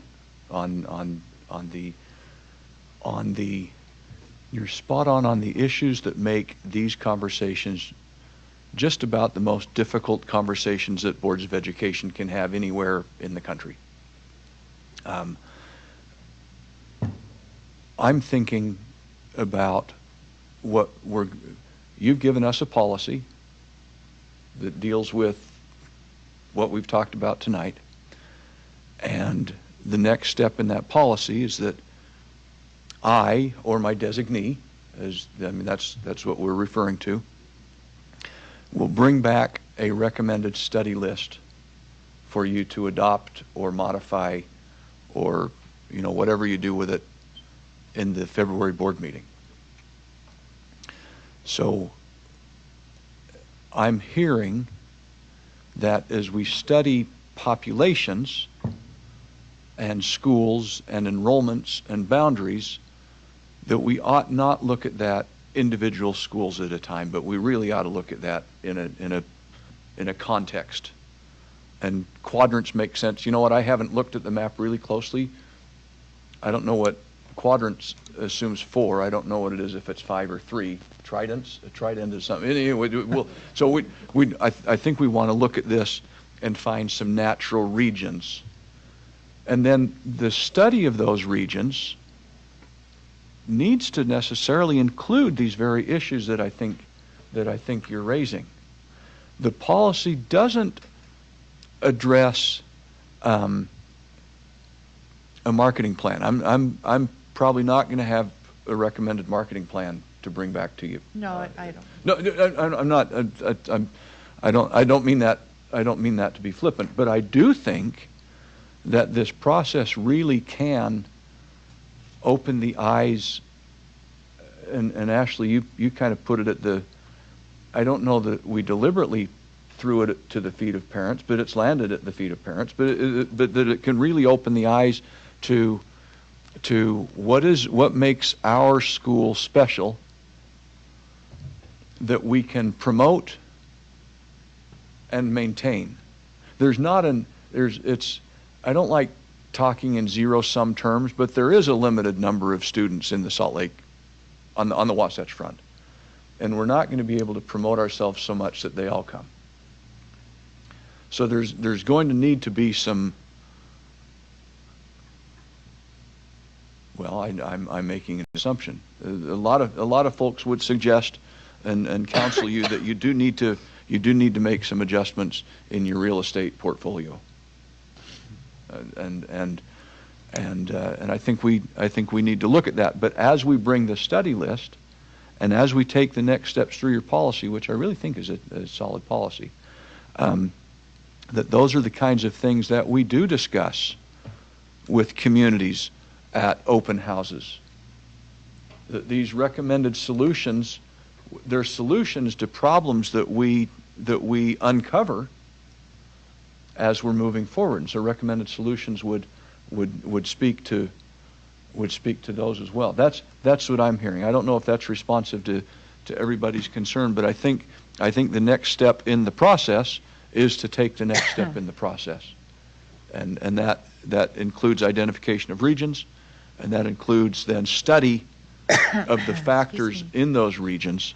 I'm thinking of the G5 factors. These 12 things that we're supposed to study really do embody the concerns that you've raised, I think. And I've long, Christy, I didn't mean to be flippant because it's fine. Because I've talked to a lot of principals over a lot of years. What are you doing to market your school?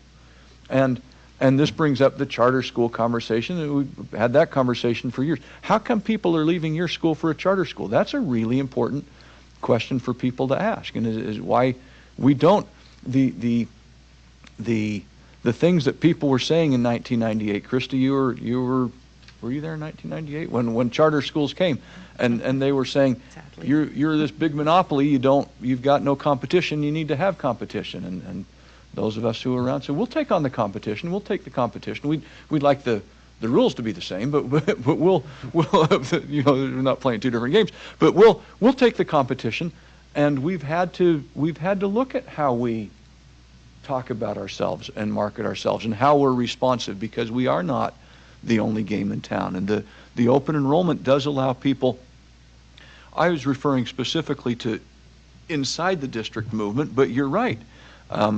We benefit from that sometimes, as we know every time there's a football game, East versus Granger. I mean, there are some folks that come our direction too from outside. Can we get to 3 teachers per grade level on the, and this is what I think we need to study. And that's what your policy would have us do.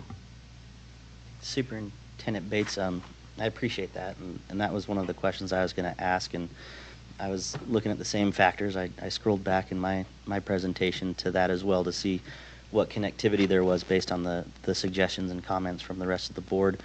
And if I'm hearing you correctly, you feel like we can cover a lot of the bases that are being discussed tonight. You know, how has the investment in smaller schools worked or haven't worked for us?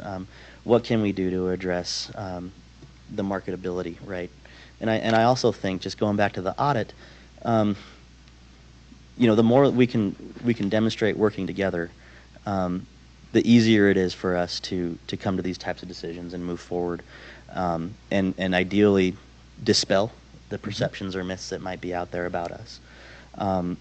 I still think we need to come to some kind of consensus about the direction, and I still feel like most folks, not everybody, and certainly not a majority if we were to take a vote, but it seems like a hybrid approach of looking at quadrants, the programming element, as Board Member Anderson mentioned, while also filling, you know, the discussion points and the study of these 12 factors throughout the course of the next year could get us there in finding, not only maintaining the fidelity to our policy, but also making sure that we're making solid decisions for students and their educational outcomes. Right.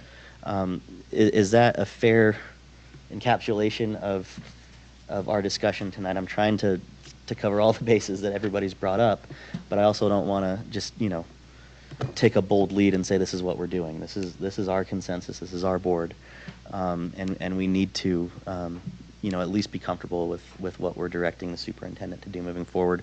And we're also an hour late on our agenda, and that is also something that we want to be mindful of for our community as well. Is that a fair direction moving forward?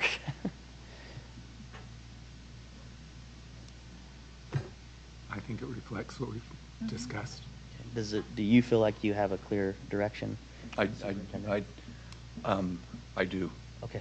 I do. If I might, not to, in another setting, in a study session setting, this might have come forward more naturally, but might I Yes. throw one more thing out Please. onto the table just for fun? Board members, we've heard in the last board meetings for several months, as well as letters from others, and we've alluded to this earlier in the presentation, and that is the optimal minimum high school size. Would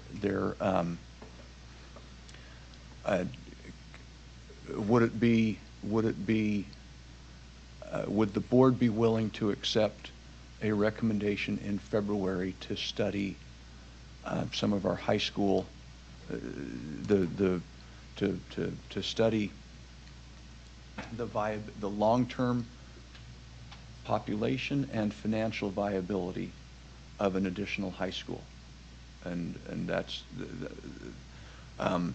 that study won't be completed between now and 3 weeks from now, but that would be something that we could put into the, I don't want to make light of this, but we could put into the study hopper. We've focused a lot on elementary, but there is in our community a question about the financial and population viability of an additional high school. And is that something that you would like us to bring back in terms of a, when I say feasibility study, that makes everybody think of what's going on at Highland and West, and that's not really what I'm talking about. So I'm trying to not say feasibility study, but a study of the high school, specifically to high school population, and the associated finances.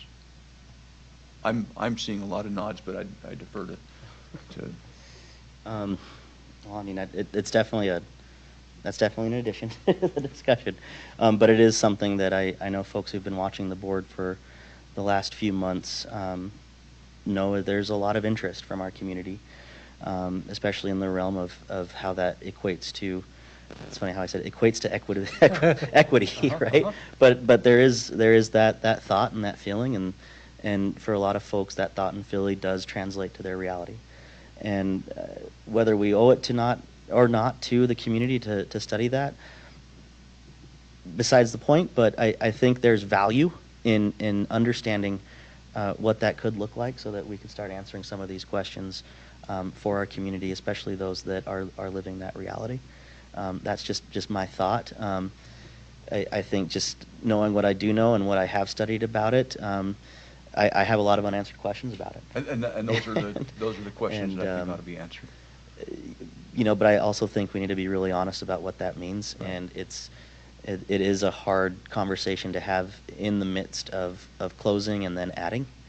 Mm-hmm. I worry about what perception that leaves us, but that's also balanced on the other end of it with the what kind of reception and what kind of reality we're dealing with in the realm of equity for our students and for the makeup of our community moving forward. So I think it's worth the study, but I do think that it's something that we all need to be really honest about too. That's right. Okay, thank you. My questions are answered, and we'll be prepared for next February. Excuse me, next month. Perhaps not with all of the answers to all of the questions, but certainly direction. Okay. Thank you for the conversation, Board Member Jensen. The superintendent had a couple of questions, so I'm just hoping I could ask just a couple.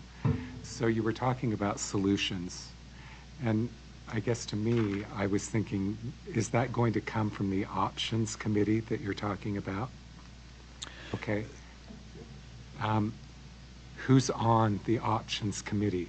Because I think that is an important question. I think that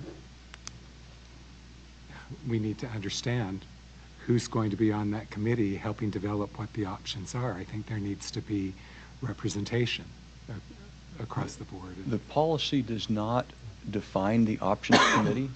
Okay. So in my mind, the options committee, the transportation director's got to be on that, because it's who's going to have the answers to the questions that are going to be raised. Okay. So those are, Paul, in terms of the facilities, Ken in terms of transportation, the area directors in terms of school needs and programming, some folks from Tiffany. I think we need some parents, we need some educators, we need some folks that can decisions are best made when the folks that are going to be affected by the decision have input into the decision. And so I'm looking to counsel with the cabinet and with you as well as who's going to be. When I say who, I'm not necessarily thinking about names. I'm thinking about right. About who's going to be best to have on this committee. It can't be a committee of 72. No, but this is reassuring when you're telling me, because I thought I want to cover this so that we really are informed. Yeah. So we will identify the options committee and bring you in terms of title and position and name to some degree who we have. That'll be forthcoming as well. Okay. And then this is just the last, or I think my last question dealing with this. So in the legislative audit, and I mean, we've talked about Benyon, and I mean, I don't have a lot of background on Benyon. You were on an SEC at Washington or what. Could the board get the material that was presented initially that suggested, I mean, because when you did the study, it looked like it was going to close, and so I'm just trying to understand why it didn't close, so that we don't do that I don't know if that was a misstep but so that doesn't happen again. The short answer is yes. Okay. The longer answer is, I don't know how we're going to get it, but we'll work on that. There's a lot of turnover in people since that occurred. Christina. And I just want to say, it stopped at the very first step. So Oh, it okay. didn't even It go didn't to go- a approved study list. So it would have Okay. just been a very initial preliminary conversation. And quite frankly, I think that's why there's wisdom in looking at regions rather than individual schools, because when we name an individual school, clearly those folks, there's a lot of them. And Oh, yeah, and it's not like I'm trying to single out, what Yeah, I was of just course. trying to do. Let was us I was look just in- trying to have it be that we don't, because this keeps, it's brought up again and again, why didn't you close Benyon? And you've now said, well, we didn't even get that far in the process. I think the But- place to start is with board minutes. So let us look in board minutes and see what happened there, what record is there. I mean, it would just be helpful to be able to respond to Yep. that.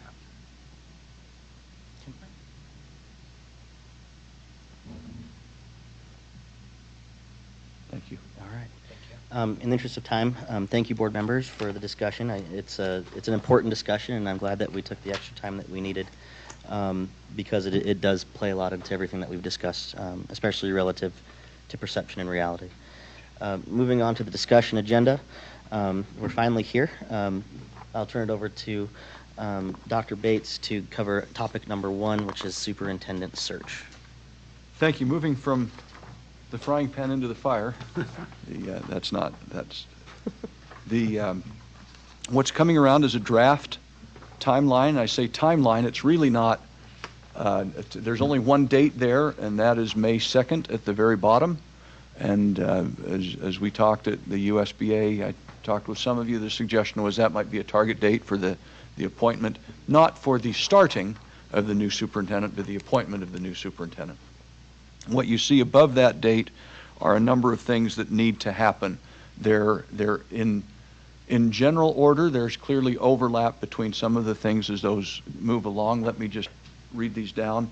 A community survey, and if the board would be willing, I'd like to invite Tiffany to our next board meeting on 7 days from now to come and talk about community survey work that we have the capacity to do here, that could really inform us as to what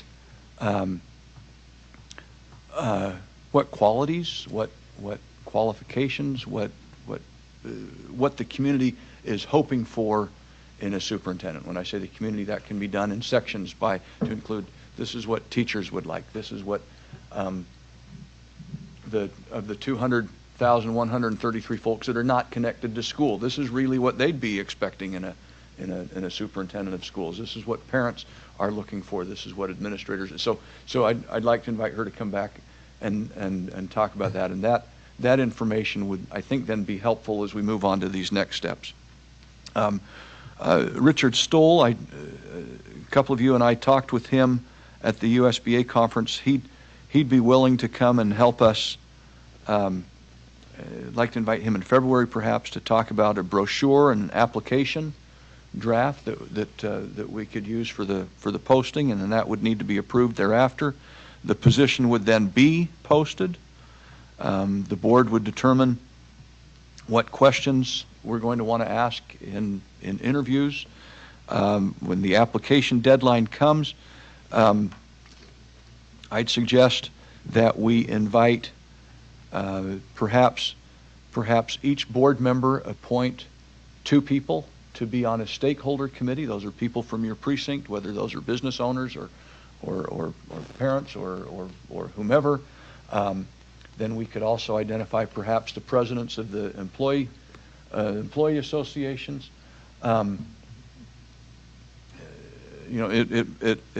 It might be nice, Lydia, if you could appoint 2 students, and then others from the community, and we can talk about this more, but maybe a group of 20 or so stakeholders, and they are given a rubric that we would develop, and they review all of the applicants. They review all of the applications and score those.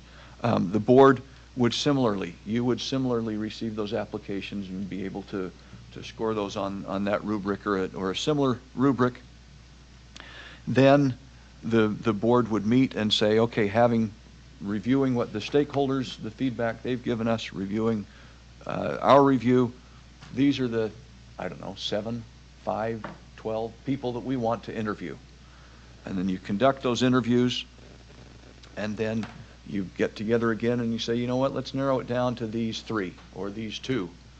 And then perhaps you do another round of interviews with those folks, and that comes out then May 2nd with an announcement. This is a draft flow timeline. I'd invite you all to look at that and give me feedback as we move forward. The action steps would be to invite Tiffany to come back next week and talk about about community input that we could receive, and then having Richard Stoll come in February to a meeting and talk with the board about the services the School Boards Association provides in terms of superintendent selection.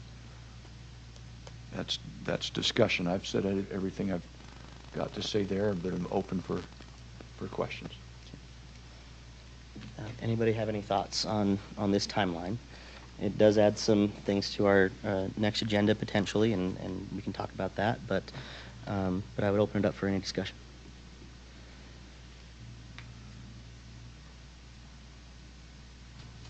It looks great. Thank you. We'll move forward step by step, and this is the most important thing a Board of Education does is appoint a superintendent. I'm the business administrator, but I'll just say that. Thank you, Superintendent. Thank you. Moving on to the next item, we have the school calendar, and we were inviting Executive Director of Human Resources, Logan Hall, to the table. Hello, thank you all for the opportunity to be here with you this evening. I am very proud of the work that we've done to get us to this point. I just want to share a little bit of background about what got us here for our proposal that you have before you. I had the great opportunity to serve as the chair of the Shared Governance Calendar Committee. We convened this committee that was comprised of employee representatives from each of our employee groups at each level, elementary, middle, and high school. As well as parent representation from across the areas of the district with distinct representation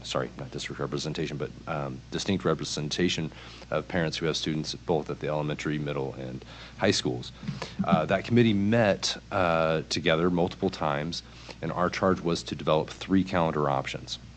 One based upon the traditional calendar, which is like the calendar that we are currently in, and 2 variants to that calendar. With different, proposed holiday dates and different schedules. Those 3 calendar options were then distributed out to our school communities. And the school communities, and in our policy, it's very specific, had at least 30 working days to review those. And the purpose behind that was to have at least 2 school community council meetings in order to review and discuss these calendar options. Take it back and be able to discuss within the community, discuss it with the teachers at the SIC level. And so after those 2 meetings, the school community councils then submitted votes to my office of which of the 3 options their school community most wanted. And so the Human Resource Service Office weighted the votes based on student count, and based on those results, I have the recommendation of the Shared Governance Calendar Committee and myself before you this evening. Thank you, Logan. Is there any discussion to these options? Yay, before June. That's like amazing. Board members, if I might, just because I haven't talked enough tonight, if I might add something that we learned, that I've learned a lot about really in the last 72 hours, speaking with family law attorneys. It's a problem that came to light not just in the Salt Lake City School District, but around the state of Utah, given how changes in the law over the last couple of years, and how now, frankly, Christmas fell and New Year's fell in the calendar. In family law, when there's a divorce in a family, one of the issues that comes up is with whom do kids get to spend the holidays? And that was that's been very contentious historically. In the last couple of years, the legislature, in trying to resolve that, passed a law in the shared time agreements that goes into it's the default that goes into divorce decrees. And that is that one parent, so they look at it in a 2-year cycle. One parent, 1 year, gets the kids until December 27th, and then they go to the other parent from December 27th on for the holidays. And then the next year, that flips. Well, that's all well and good unless school goes until the 23rd, and then one parent has them for 2.5 days and the other one has them for 2.5 weeks. And that's become a problem across the state. When you look at our calendars here, calendars, the 24 calendar, the 25 calendar, and the 26 calendar, in 25 and 26, this issue is not a real issue. If you look at the 24 calendar and you put your pen on the 27th, you see that would have, from when school gets out, they'd be at 23rd, 4th, 5th, and 6th with one parent, and the 27th or 28th, 9th, 30th, 31st, 1st, 2nd, 3rd, 4th, 5th with the other parent. That concern we've got a lot of people that would like us to look at that and address that. I've got a couple of solutions. You could choose either of those tonight or do something different. The one solution would be to say, and I don't mean this cynically, well, this year you had the experience you did. Next year that'll flop and somebody will have them for 2 weeks and the other one will have them for 3 days, and fair's fair. That's one way to address it. The other way to address it, and we've spent some time chasing this down, would be to move the 4th and 5th of January, to erase the X's there and replace those on the 21st and 2nd of December. That would not cause significant trouble in terms of the calendar. So I just raised that issue. I raised the issue for you and give you a couple of possible solutions, or you can do nothing or whatever you'd like. But that's an issue that's come to our attention really in the last couple of weeks because of the way Christmas and New Year's fell in this particular calendar. Well, that certainly adds a little bit of a twist. Have an opinion about whether it's better to solve this in that way, or if solving this then generates another set of circumstances we go back and revisit, rather than honoring, what the process was. My sense from having chased this down a little bit, more than a little bit, from having chased this down, moving those 2 days out of January into December there's not a lot of, there will always be unintended consequences, but that does not appear to cause a big system consequence. And it does correct it for this coming year immediately for years 25 and 6. It's not that big an issue because of where the dates fall. And as Superintendent Bates, you pointed out, it does kind of equalize from the current year that we're in and the break that we just finished, equalizes between the 2 years of that respective time for if we the just parents. adopt it this way. Correct. Right. Yeah. All right. Well, I think in the interest of time, we should at least get this on the action agenda. Oh, Lydia, please. I think the calendar looks great. I think no students would complain about not being in school in June. Just one thought is the semester ends like the week after you come back from winter break, which I would say for like a lot of high school students would be kind of like a difficult like term adjustment, just because with like the holidays, I think a lot of students are out of town, overwhelmed, or traveling. And having the only a week when they get back doesn't give them very much time to get caught up. And moving 2 dates from January into December would add more time from after the holidays back before the end of the term. So is that a good thing or not a good thing? I would say that's a good thing, to have more time before the end of the term. If the term isn't gonna end before the holidays, if that makes sense. It does.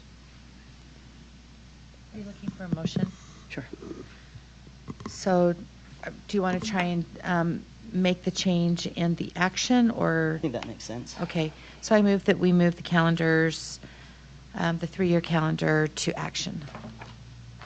I have a motion. Is there a second to the motion? I'll second the motion. Excellent. Any discussion that we haven't already had? Seeing none, we'll do a roll call vote, starting with myself. Nate Salazar, yes. Brian? Yes. Christy Sweat, yes. Bryce Williams, yes. Jenny Sika, yes. Ashley Anderson, yes. All right. I think we will also follow what we've done historically and jump right to the action agenda and open that up for another motion and any changes that folks might like to see. Okay, so I'll make the motion that we accept the calendar in front of us with the amends, with changing the date, moving the X's, as you said, Superintendent, from January 4th and 5th to the 21st and 22nd, correct? Correct. All right, we have a motion. Is there a second to the motion? Second. Excellent. Any further discussion? Seeing none, we'll start with a roll call vote with Board Member Jensen. Yes. Christy Sweats, yes. Bryce Williams, yes. Jenny Sika, yes. Ashley Anderson, yes. Nate Salazar, yes. That motion passes. Thank you for the discussion, and thank you for bringing that to our attention, Superintendent Bates. We have one remaining action agenda item, which was pulled from the consent agenda. It was our purchasing reports A and B. I would turn the time over to Board Member Anderson for context. Yeah, I had some questions about this, and now, I know we're over, so I'm sorry about it. But, this was a topic I was catching up on the purchasing report. There's a requested requisition for $1.4 million in weapons detection equipment. And I listened to the open public meetings about weapons detection, where this proposed expenditure was discussed to try to fill in some gaps. And what I really heard principals saying, which, I'm willing to hear more information as well, of course, is that they were willing to consider this so long as staffing was made available in a prerequisite way to make sure it was effective. And then I also was looking at this requisition in context of the Safe Schools portions of the strategic plan draft. And I noticed that we have safe school specialist expenditures and a few capital expenses, locks on doors, but weapons detection wasn't present, which made me wonder, before formally signing off on an item with this big of a price tag, I wanted to hear more about the overall plan for staffing that, and also just consider as a board the efficacy of those tools with our current levels of staffing. So I did a little bit of due diligence here, and I looked at the data from all school shootings in the United States in the last academic year. And of those shootings, more than 86% occurred outside of buildings. And of the remaining percentage indoors, less than half were in a comprehensive high school. And of the small sliver left, there were 10% that still happened despite armed guards and or SROs. And so I think we all know that even in schools with security teams and police on site, gun violence is something that might only be really addressed by our state and federal leaders. And it seems like the single largest, I just wanted to raise that I would like our SEL office to make sure that this Safe Schools initiative is coordinated with this request, and that we remember there was an ask for staffing and not just equipment in isolation. And I think that realizing these are capital funds that can't fund that staff, I wonder how we make more of those connections and make sure if this expense is made, it's a wise expense. Thank you, Board Member Anderson. Superintendent, do you have anything from the administration on this matter? I know that in previous discussions, I know Board Member Sweat and I think almost unanimously from the board, felt like weapons detectors wasn't the sole, safeguard in protecting our students from something like gun violence or weapon violence, but that it's a comprehensive plan, as Board Member Anderson is alluding to, that includes SEL, that includes instruction, which ultimately increases the sense of belonging for our students inside of their schools. So do you or your administrative team have anything to add to the discussion. A couple of thoughts, and Alan, if you'd get ready with your microphone, I can turn it to you in just a second. I do think we could do more in the strategic plan to tie the physical facility security closer together with the overall school safety plan. I think there are connections there that some of us who live this made mentally, and they're not actually spelled out in the document. And I think that's if this is to be a part of that plan, then we ought to talk about it in the plan. So I think that's right on. In terms of staffing, would you talk about that a little bit? Yes. So during this last year, so earlier in the year, we approved each of our comprehensive high schools a full-time school safety coordinator position. We then met with the high school principals and asked them, okay, you're staffing, what more would you need? Their statement was, if we could have one more full-time school safety coordinator, then we can handle the rest with our current staffing. That second coordinator was approved in December. We discussed that. So we have provided the high school principals with the staffing which they have requested, which would be needed to man these weapons detectors. Well, I think with that, regardless of where we're at, we still need to make a decision on the two documents that were pulled from the consent agenda. Board Member Anderson, do you feel like we're in a spot now where there is some level of expectation that we can move forward?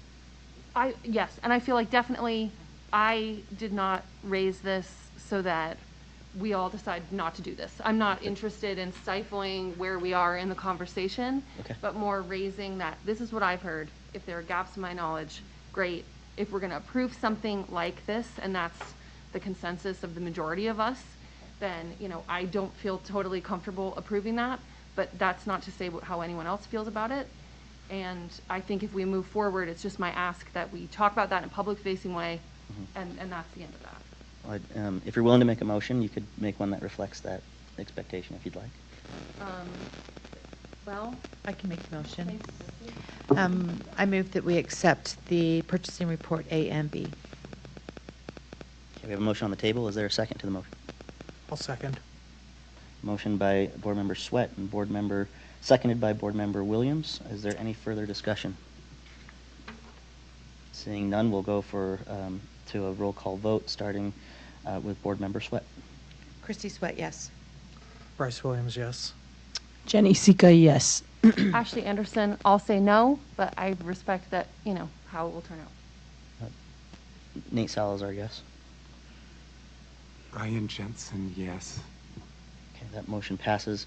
Ashley, your points are well received, and I think there's some work on that. Yep. Some expectation there that the discussion is outlined for the administration, and we'll certainly come back to that. The next item on the agenda, Superintendent, is a report if you have one. I have a lot of things, but I don't. Okay. Thank you. Thank you. You're just tired of talking, I think. Thank you so much. And next we would open it up for a board member report.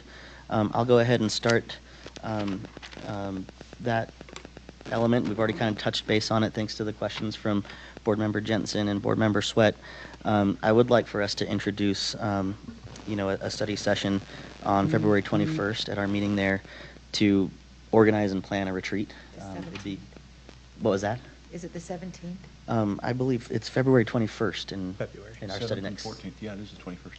Our next study session. Oh, sorry. Oh, it's okay. I was thinking January. Oh, no. No. I'm still in January. Yeah, me too. I am. I'm still in January. It's almost spring. I know. It's like, oh. But really, I think a study session is a perfect place for us to do that, and if the board, is okay with that. Again, this would cover a lot of things. I think we've talked about them at length tonight. Obviously, there's training that's needed. Bryce and the superintendent and I have already worked to make sure that we have some open public meeting training in our next meeting. We would like to continue scaffolding up, our skill set relative to open public meeting, our board handbook, how we set goals and priorities, so on and so on. I think there's value in us also setting a calendar of the year and making sure that we're following that calendar. We have a lot, as we learned, there's a G5 process that we have to follow. You know, Bryce and I already had the foresight to make sure that our written agreement between the board and our SLEA representatives would be available for all of you tonight so that we can become familiar with that. It's a lengthy document, but it's a very valuable document. A lot of time and hours have been put into that through various settings and negotiations. But we need to be familiar with these things in order to be successful, in order to have the strong partnerships that we need. So I would love to do that. Another element of training, while I don't think it's been scheduled yet, it wasn't when I looked over the weekend, but this is an odd year, which means that USBA will be conducting a board leadership training. And that's not just exclusive to board leadership. And I think there's been a lot of value already. Yes, it is. It was that? Sorry, it is exclusive to you. It's exclusive to you and Bryce and the superintendent. Okay, I had understood that board members So could it's also the attend. it's the president and vice president workshop. So if they've changed it, then it would be, I asked. so maybe they've changed it to board then. Well, I asked Richard about having somebody come for parliamentary procedures training, and he said he said to me we're considering doing that as part of the leadership training, and it'll be Zoomed, and anybody would be welcome to Yeah, attend. then that's new, that they're doing that. That's great. No, that's great. So, but you're saying it but- hasn't been scheduled yet, so I don't know where that's going to land. But with that, I found a lot of value in the new board member orientation, found a lot of value in USBA this last weekend and us coming together and experiencing some training together. I know the majority of us were in a board unity training and workshop, and I think the more opportunities we can give ourselves to have that face-to-face, to learn about who each other are, what our motivations are, why we're here, increases the value and increases the work and the efficiency that we can have as a board. So I would like to bring that up. I can talk with folks offline if we're open to having that as a study session topic.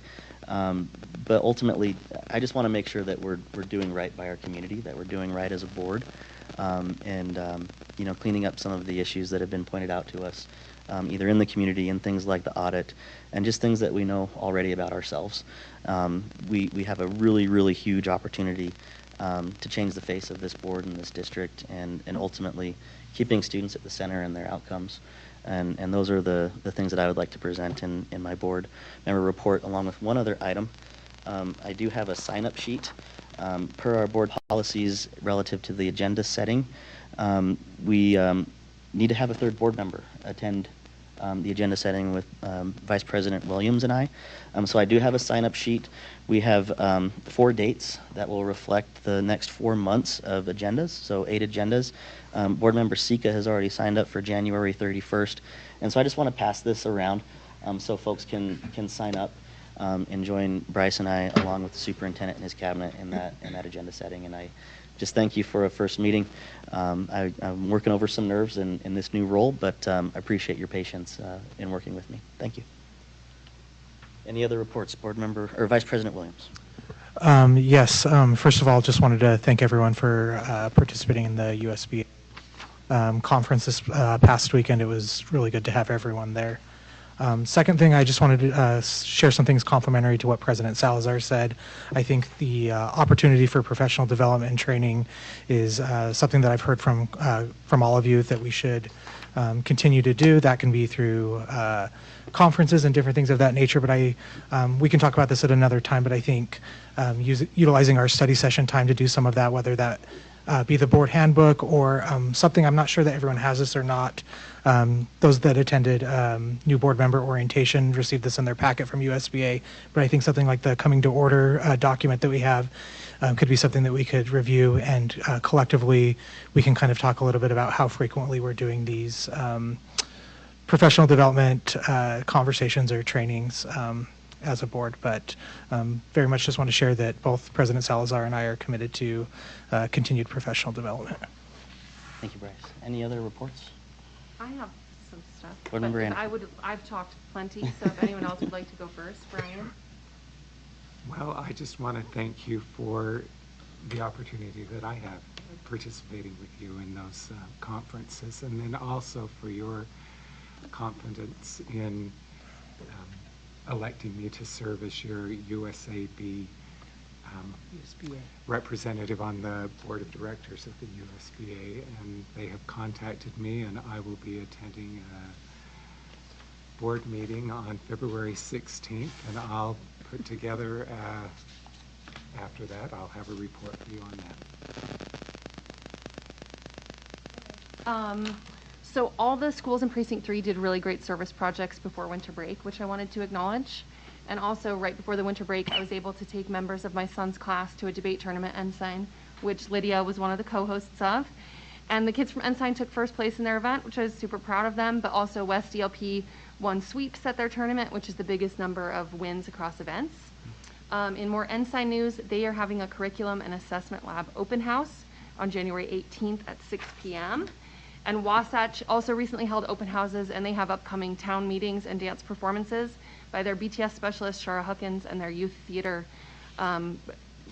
She's the youth theater director, Penny Kaywood, who participates in creating those town meetings that are unique to Wasatch. As the district highlights sustainability, I also wanted to shout out Wasatch's industrial composting program, which is a really good model. And at Washington, PTO is revamping family nights, and I wanted to celebrate the 6th graders who beat the faculty in their annual end-of-year Foursquare game. I can't really see the camera, but I am 90% sure it was Kevin who scored the winning point. And Mr. Kelly or Mr. Sorensen can tell me offline so I congratulate them more appropriately. At West, there are many upcoming opportunities to support extracurriculars through fundraisers. And the last feasibility study for West's potential rebuild would be next Wednesday at 7 p.m. And the last is that Bryant is just outside of my boundary, but is a feeder for all Precinct 3 elementaries. And I would invite any families to attend their open house this Thursday evening from 5 to 7 p.m. And I've posted all of that on social media as well.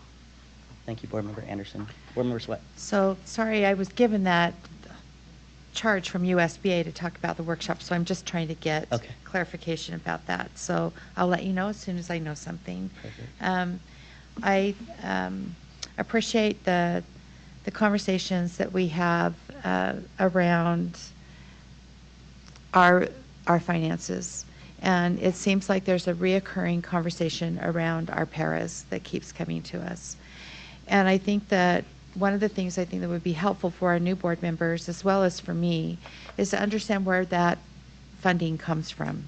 You know, of what the responsibility is at the school site, what the responsibility is ours, so that, you know, if there's direction that needs to be given, or we need to identify where that money comes from with a full-time para and who handles those hirings, contracts, whatever, that I think that would be important, you know, for us to have that at some point in time during our budget discussions, so that we, you know, because it's been brought here now a couple of times, and I think it would be important for us to make sure we all understand what that process is.